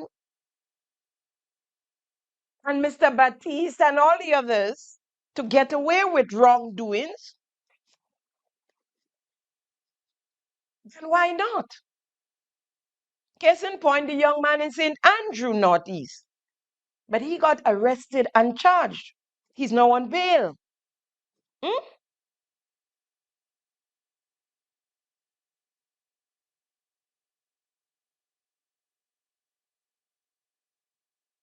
Now, when I spoke about the corruption, and I asked Andy Williams in the press conference about the bribery on the Cliff project. And I heard him on other programs. He's not going to answer to these corruption accusations because that's not what he was employed to do. The people voted him in to serve. Listen to him. Listen to him. Because, when we enter politics, we understand that, and I've had it, people will say all sorts of things about you. And as a politician, you have to broaden your back. Mm-hmm. But Ms. Simon, when you do things like that, you know what you do to our young people? You discourage them from even wanting to get involved in politics. Because, someone who wants to give back to their country meaningfully, when they hear your tone and the way how you get on with these things, they may just be discouraged. And, and you're not doing a good for the country. No, the reason why I don't respond to these things is because my constituents did not elect me to take on these foolish rumors that you're making. They elected me to take care of them. And I tell you, if you look in a dictionary and you look for the word focus, you will see Andy Williams. I'm not distracted by these things, never distracted. And I say, do no evil, fear no evil. That's my motto. So I'm just saying that you can go ahead and make all these allegations and so I will not respond because that is not why I was elected into office. I was elected to serve the people of Grenada, Carriacou, and Peter Matlick, and to serve my constituents, not to respond to these foolish rumors. So when I expose, or any other person expose corruption, that is discouraging young people from wanting to come into politics. So that's what they're coming into politics for. So if somebody going to expose them, then is that what you were saying, Andy Williams? Huh? You rather teach young people who are interested in politics how to thief, how to take part in corruption, and while you was elected to serve. And if you look in the dictionary, you see focus. Yes, you focus. You focus on filling your pockets. And not just you, there are many of you. That's your focus. And so you don't care what nobody say. You're digging in deeper. Why did the Prime Minister take the Build Back Better project from you? That project is festered with corruption. We heard it from the Minister of Finance. We heard it from the Minister of Housing. Huh?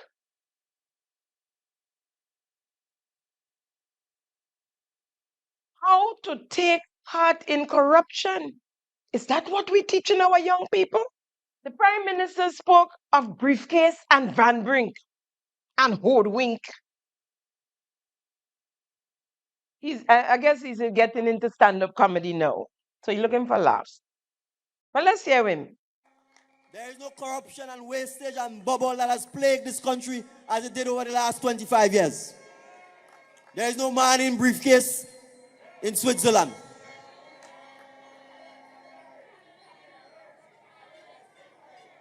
There is no Van Brink and Hoodrink and whatever the names were.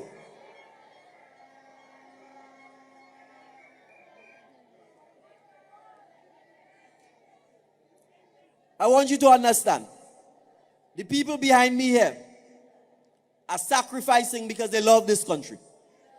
Brother Williams has literally given up his business so that he could work for a fixed salary from the government and people of Grenada to work hard on your behalf.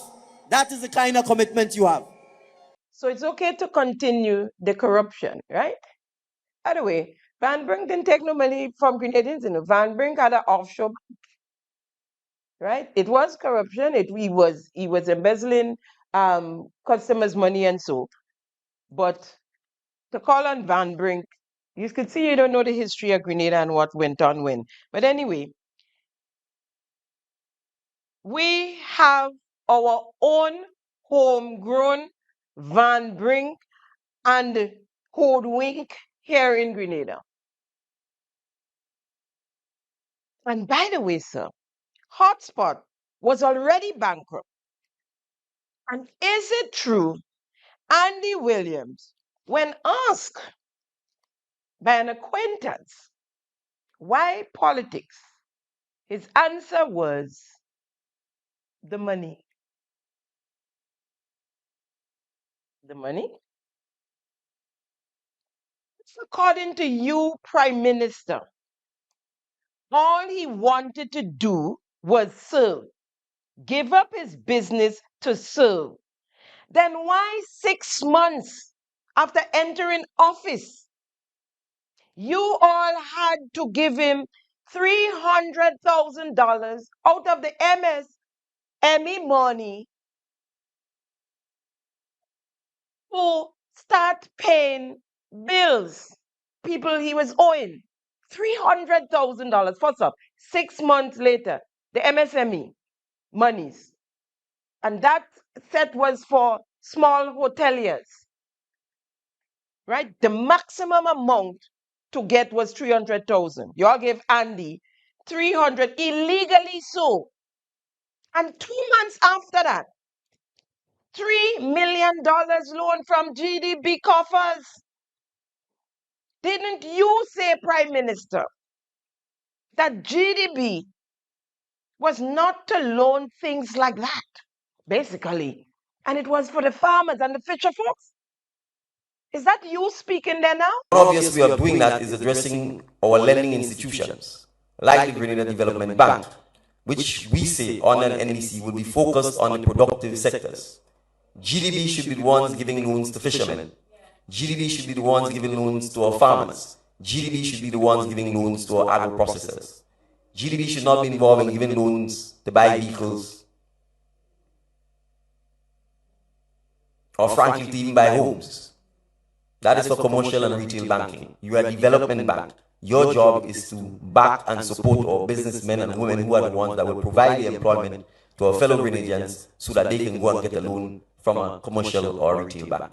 All you're good with, Deacon? All you're real good. Not to buy a car or to build a house, but to pay people you owe it? It's okay, millions, you know.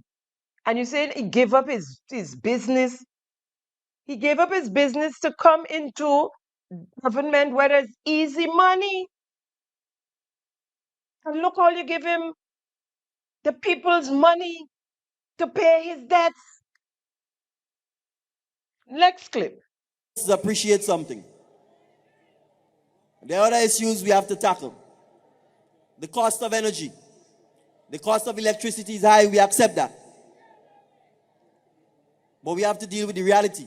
We will not lie to you and pretend. All our energy comes from importing diesel into Grenada and burning the diesel in engines. Our electricity bills are astronomical. Person's bills have doubled and in some instances tripled. And all you can say, Prime Minister, the cost of energy is high. You accept that? The former administration in January of 2022, just before you got into office, had a 25% decrease per kilowatts implemented on the non-fuel charge and removed all government taxes on the electricity bill. That was to cushion the effects of the rising cost of electricity bill. Grenadians started to complain then. And this was what the former administration did to help out the situation. On entering office in June of 2022, your Deacon Mitchell-led administration, just 2 months in office, on September the 9th, 2022, Grenlec discontinued the 25% decrease on the non-fuel charge and reinstated all taxes. All the government taxes that was removed by the former administration was reinstated.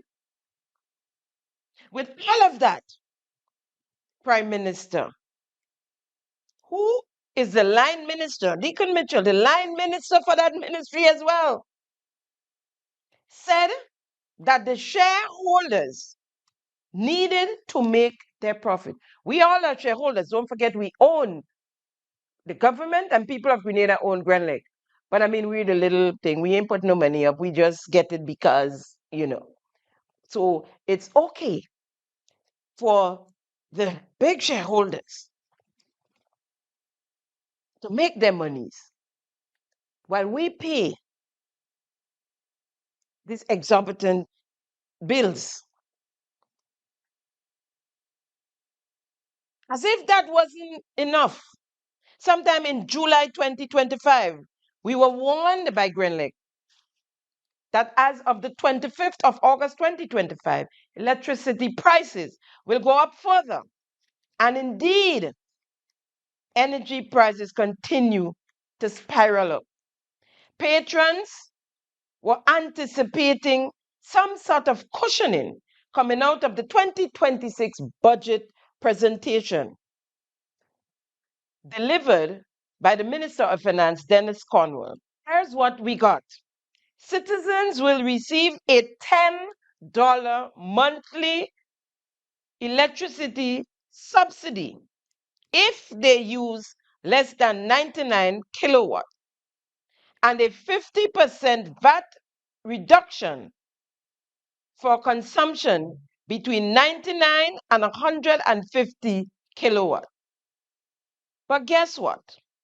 I'm not sure how many of you realize that this DeCep Mitchell-led administration introduced in the 2023 budget, that's when he was Minister of Finance, a renewable energy charge. As a matter of fact, it took effect on October 1st, 2023. It's not a flat charge. It's not a flat charge. It's a rate which is multiplied by our usage, our kilowatts per hour, to get the dollar value. So this NDC administration is mostly responsible for the high electricity rates we are paying here in Grenada, Carriacou, and Petit Martinique. On the bill right now, we have 3 rates and taxes. The non-fuel rate, which the former NMP administration had reduced by 25%, and the NDC replaced it. The fuel rate charge that we have no control over, that is for transportation and depend on how the world market fluctuates. And now this NDC rate, they call it the renewable energy rate. These people have no mercy. Folks, listen to this. Play me the next clip, please. So a lot of people talk about Sister James's travel or my travel. I want you all to understand that the help we got from Hurricane Beryl is because of that travel. It is because of the relationships we are building in the climate space. It is because of the friendship, the trust, and the respect that Grenada now commands on the regional and international stage that people were prepared to come to our assistance. So whether it's at the United Nations, or at the COP meetings, or regional meetings, we will continue to not just whisper. We will continue to speak up. We will continue to row, and we will continue to lead on the issue of climate change because we have experienced it firsthand. Our brothers and sisters in Jamaica are experiencing it firsthand. Our entire islands are being destroyed in a matter of minutes. You can't rebuild without friends, supporters, and well-wishers around the world. So we need to understand it's not joyriding. It's not glamour, it's not glitz, it is hard work. It is meetings from the time you land to the time when you go back. Deception, deception, deception. Folks, Deacon said it's only because of his and Karine James's travel that people were prepared to come to our assistance post Hurricane Beryl. We lost much more in Ivan than in Hurricane Beryl. The former Prime Minister, Dr. Keith Mitchell, did not travel as much as Deacon Mitchell, nor any of his cabinet members. And there was no CRIF payout because there was no CRIF. And we got assistance globally and recovered beautifully without travel. All lies to try and justify staying in the clouds. Most of the help we got after burial, post burial, was regional. Our CARICOM country brothers and sisters, our CARICOM country members, OECS, who would have helped whether it was Tillman Thomas, Keith Mitchell, Eric Gary, Deacon Mitchell. It don't matter who it was. That's what they do. That's what these islands do. Jamaica just had their share. Everybody went over there. We went with our swinging hands just for the ride. Because we know what we said that we wanted to see. Your boys told the people of Jamaica that you send them to see the backs of Andrew Holness. So Andrew went around and he gave you his back because it's his back you wanted to see. But you couldn't miss the ride, even though you knew that the dust didn't settle yet. You're gone, right? So we would have gotten help, in case you don't know that, from our CARICOM member states. You didn't have to travel to the Middle East and to Africa to get help from CARICOM. No. Dubai and wherever, Ethiopia and wherever else in the world, right? So to come and try to tell people that if you and Karine didn't travel as much, we wasn't going to, it is so deceptive.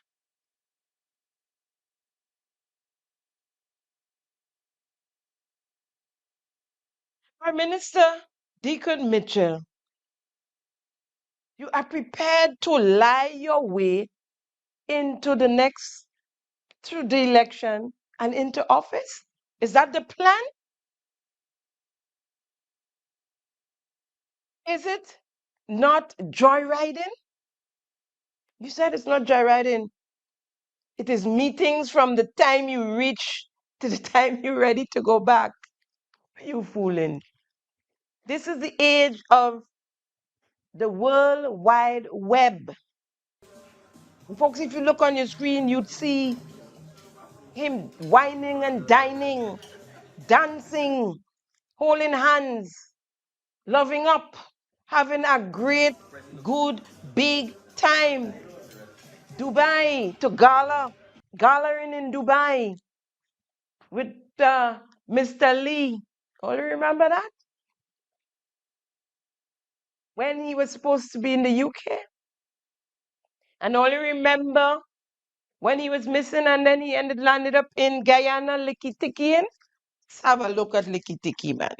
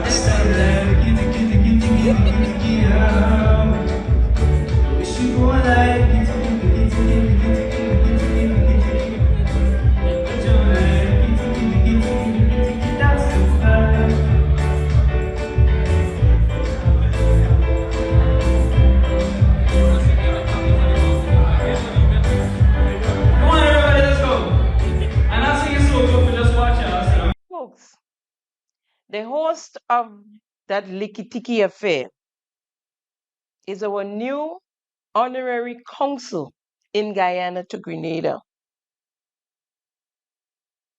Besides licky-tickying, he is a gentleman, Mr. Kamal Singh, whom, by the way, has a doctorate. I believe George Rom need to investigate that one. The people of Guyana want to know about the doctorate and how it was awarded. Certainly not from studying. So Mr. Kamal Singh, a private sector businessman in Guyana, post-burial, accompanied a barge from Guyana to Carriacou with lumber and the black tanks. You all remember that barge? Towards the burial relief. All along, we thought it was a kind gesture. But little did we know, it came with a cost. Here is Mr. Singh. My name is Kamal Singh. I'm the chairman of the Private Sector Commission of Guyana. I'm here with the Prime Minister of Grenada to receive this cargo vessel that came in here last night with relief efforts for the Grenadians and people of Carriacou. This effort was put together by His Excellency Dr. Fanali in collaboration with the private sector throughout the length and breadth of Guyana. Immediately after Hurricane Beryl, we've worked assiduously and we've seen outpouring support from the entire private sector. And we have also seen support coming out from Suriname, helping to bring some of the relief effort that is here today to the people of Carriacou. The government and the private sector is very much excited to be part of this relief effort. We've seen the damage and the need that is desperately needed right now to bring back this island to normalcy and to bring back the roof over the head of many of these households who are currently without power, basic necessities, water, roof, proper building materials in their home. This vessel here today have brought tremendous amounts of building material to help support the rebuilding of these buildings and roof around this island. And today I think on behalf of myself and the government of Guyana and the private sector, we're very delighted to be part of this relief effort to bring some level of relief as quickly as possible to the people of Carriacou. We all of a sudden, first time in our history since slavery, we need an honorary consul in Guyana all of a sudden. Huh? Whatever happened to our paid CARICOM ambassador, Mr. Aaron Moses? What is his purpose really? We have Black Wizard in Trinidad. We have some Pastor Peters, I believe, in Barbados now. And now Kamal Singh in Guyana. All CARICOM countries. Why are we making speed to name an honorary consul in Guyana just before general elections? Is it for monetary purposes?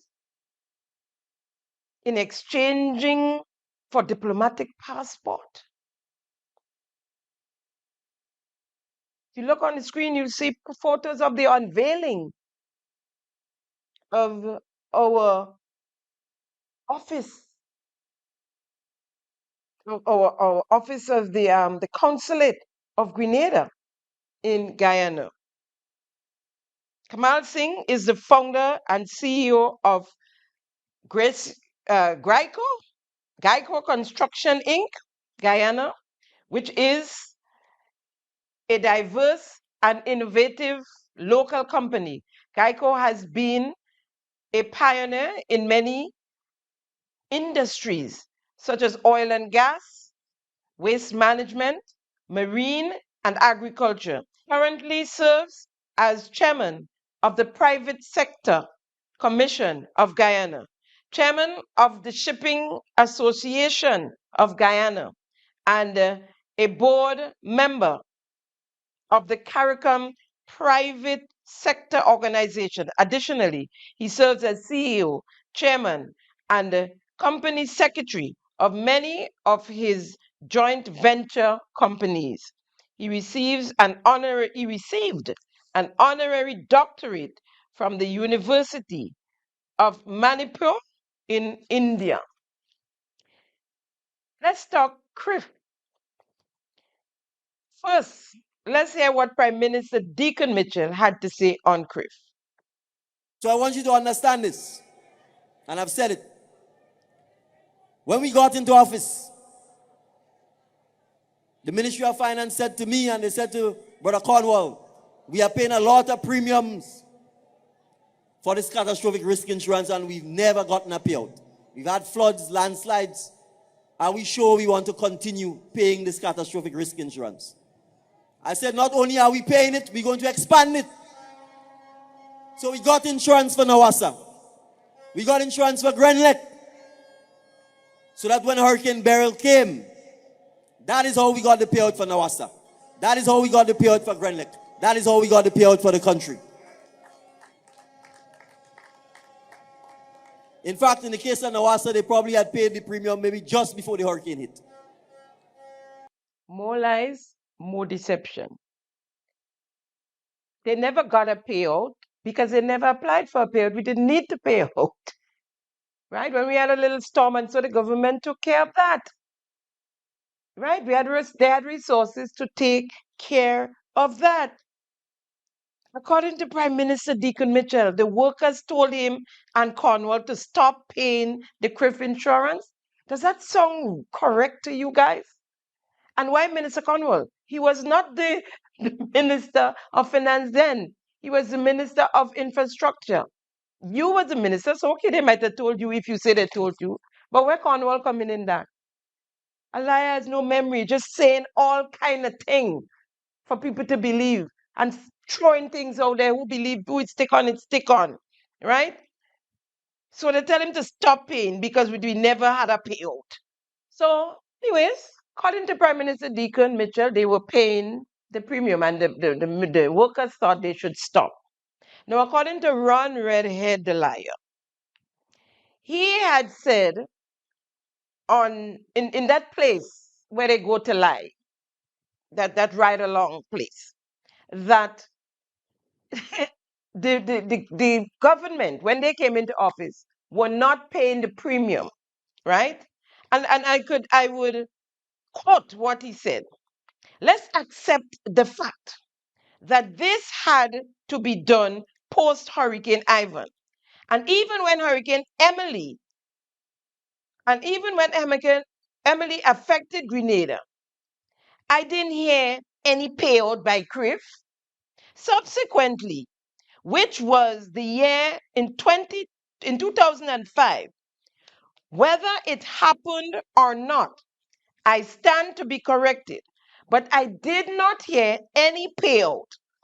And as I mentioned, we had Tropical Storm Felix. I didn't hear any payout. We had the threat of Hurricane Thomas. I think it did pass to the north of Grenada, but by and large, we were not directly impacted. And there were other hurricanes. Well, I would like to know which are these other hurricanes, right? This is the thing, this guy that the Prime Minister wanted to succeed him was on ride along saying, he said, and by the way of Storm Surge, which passed, I never heard any payout.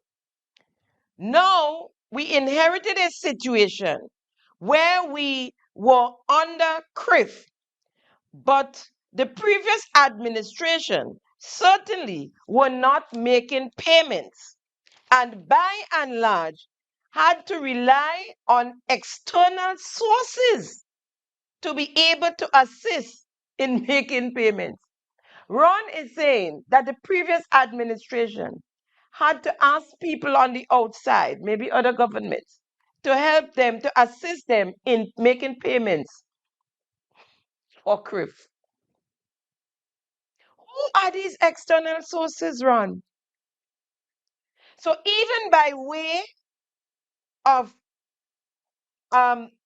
having experienced the devastation by Hurricane Ivan, the administration itself was not prepared to make the necessary sacrifices to ensure that the country was secure. This is Ron continuing now. So even by way of showing experience, the devastation by Hurricane Ivan, the administration itself was not prepared to make the necessary sacrifices to ensure that the country was secure. Under the Honorable Deacon Mitchell-led administration, we were able to include Nawassa and Grenlick, and then also the assistance to farmers, in particular nutmeg and cocoa crops, which we've seen the announcement to the payout was done. Folks, there are so many lies in this thing between him and Deacon. Now, the Minister of Finance, when asked, after Ron had made his statement, was asked in a press conference held on the whole CRIF thing, if the government, the previous administration, laughed in payments, and he said blatantly that that was not true, that when they got into office, all payments was up to mark, right? That's from the Minister of Finance, Dennis Conway. Now, Ron said the government had to use external forces, to help pay premium. Good Lord. Back to Deacon. So yes, NDC paid the water and the electricity components of the CRIF insurance. But let me explain why that happened. Now, both Ron and Deacon insinuated that they included the utility components and the farmers as well. That's a lie. The CRIF premium they met included the farmers. And also, there was a premium, a component called COAST, COAST, that they met there. And that was a premium for farmers and fisher folks. Now, the electricity component of the insurance was launched by CRIF as a product in October of 2020. That was during the prime of COVID. That was not launched in 2007 as the original CRIF. It was launched in 2020. That is prior to the government of Grenada repurchasing Grenlec. So even so, in 2020, Grenlec did not belong to Grenada. Grenlec belonged to WRB when it was launched. So Grenada didn't have to pay premium for Grenlec up until Grenada bought over Grenlec. And so that was when this administration, of course, and they took up the mantle, yes, and that is fine. But don't try to make it look like the government, the previous administration, just ignored the electricity and the water components of the CRIF, right? Now, let me get, I'm going to get the articles for you because we have to have proof. I'm not going to just say that, right? This one is, that's the water. We come to the water just now. Let's get the electricity one. CRIF launches parametric product for electric utilities the 6th of October 2020. The Caribbean Catastrophe Risk Insurance Facility Segregated Portfolio Company CRIF has announced the launch of its newest parametric insurance product developed for the electric utility sector in the Caribbean, right? So there we see, we talk about the launch of the electric, right? And as I said, when that was launched, WRB still owned Grand Lake in 2020. So Grenada couldn't take out a policy for a company that did not belong to us. Now, the water component was launched in September of 2023. You hear when? September of 2023. It was NDC in office, the Deacon Mitchell led NDC. And they, of course, they did it, and that is commendable. But don't come and act as though it was there to do, and NDC and NNP just did the other components and left those two undone. And the article says, in September 2023, CRIF, in collaboration with the Inter-American Development Bank, IDB, the UK Foreign Commonwealth and Development Office, FCDO, and the Caribbean Development Bank, CDB, launched the Caribbean Water Utility Insurance Collective, CWUIC, which has been established as a segregated portfolio with CRIF. According to CRIF CEO, Mr. Isaac Anthony, one of the benefits of CRIF segregated portfolio structure is its ability to provide solutions to various economic sectors as they seek to manage their disaster risk.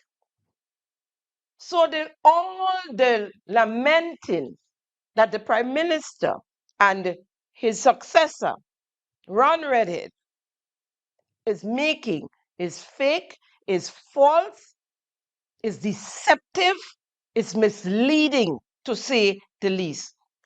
All the components of CRIF was acquired under the NNP administration, except for the water and the electricity that was not yet a component. Now let's go back to Lion Ron Redhead. He said after Emily, which was in 2025, July of 2025, there was no payout of CRIF. Well, that's because there was no CRIF, Ron Redhead, because CRIF came in 2007.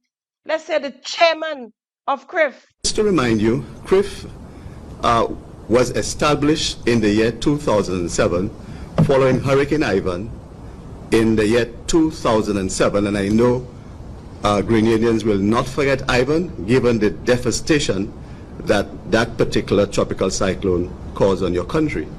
And Grenada was in fact the poster child for CRIF, and Grenada has been a member of CRIF from the inception, and I'm talking about from 2007. So you hear Ron Redhead. There could not have been a payout in 2005 for Emily when there was no CRIF. You hear, darling? CRIF came in 2007, and you heard Grenada was instrumental in the whole forming of CRIF and was one of the first country to sign on to CRIF. And that is why we could have gotten $118 million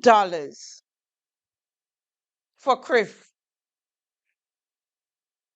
a payout from CRIF after Hurricane Beryl. Now I have a question for you, Lion Ron Redhead. What were these hurricanes that passed through Grenada that no one else but you knew about? What are these hurricanes you talk about?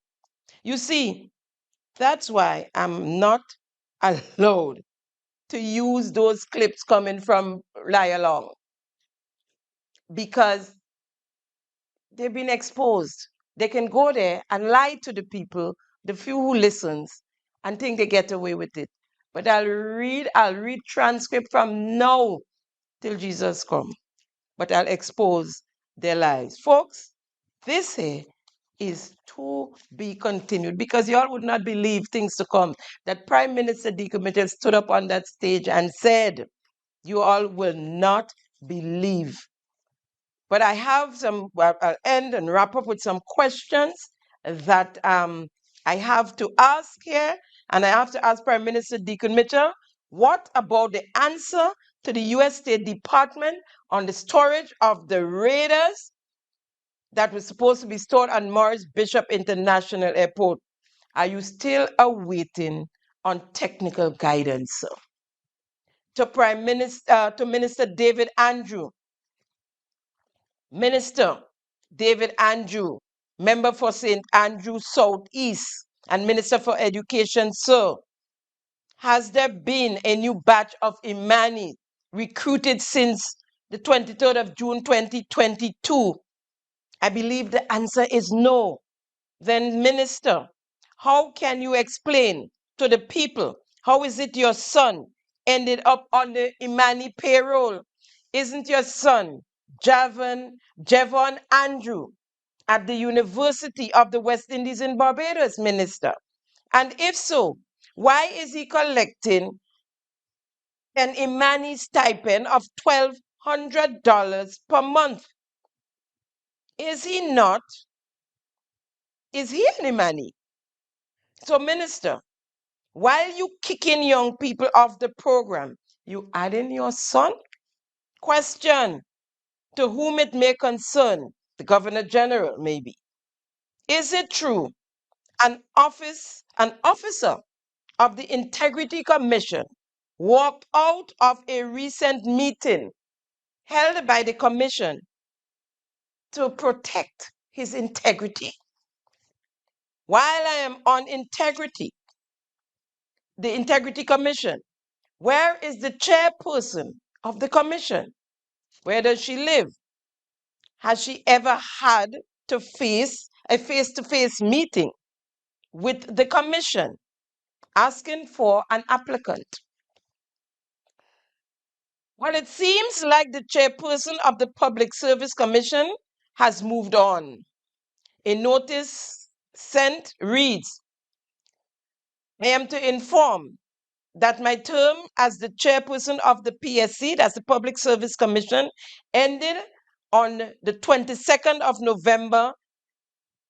Since I was a member of the committee, by virtue of that position, my successor, or Mr. Bernard Antoine, will replace me as a member. I take this opportunity to thank you all for the rewarding experience and to wish the committee the richest blessings as it continues in its endeavors. Why? Is it because of the Tafawa pair forced out and the mention of the Prime Minister's name? Is it because I hear about the tangarang, the rangatang going on between you and Sinti daughter? Question to the Prime Minister. What facility have been created to receive the monies deducted from the worker's salary under the new SUSU plan? According to the SUSU Plan Act, a group of trustees was supposed to be appointed to supervise the fund. Was that group set, Prime Minister? Where are the deducted monies at the moment? Or does the money just remain in the consolidated fund and used to pay bills? Asking for the workers. Prime Minister, to do with gravel and concrete, is there an ongoing investigation to the corruption at gravel and concrete? My investigation led me to believe that the corruption is widespread and systematic. Is it true? Gravel, concrete is sent to private homes under the Ministry of MIT. I'll take this one again. Is it true concrete is sent to private homes under the Ministry of MIT? Folks, that's a wrap on today's episode of Simon Says. It's always a pleasure conversing with you, trying to keep them honest. Thank you for viewing yet another version of Simon Says, where facts come first. I'm your host, Jenny Simon. See you next week, same time, same place. Bye now. Thank you for tuning in to Simon Says. To ensure that you never miss an episode, click subscribe and make sure to turn on the notifications by clicking on the notification bell icon. See you at the next episode.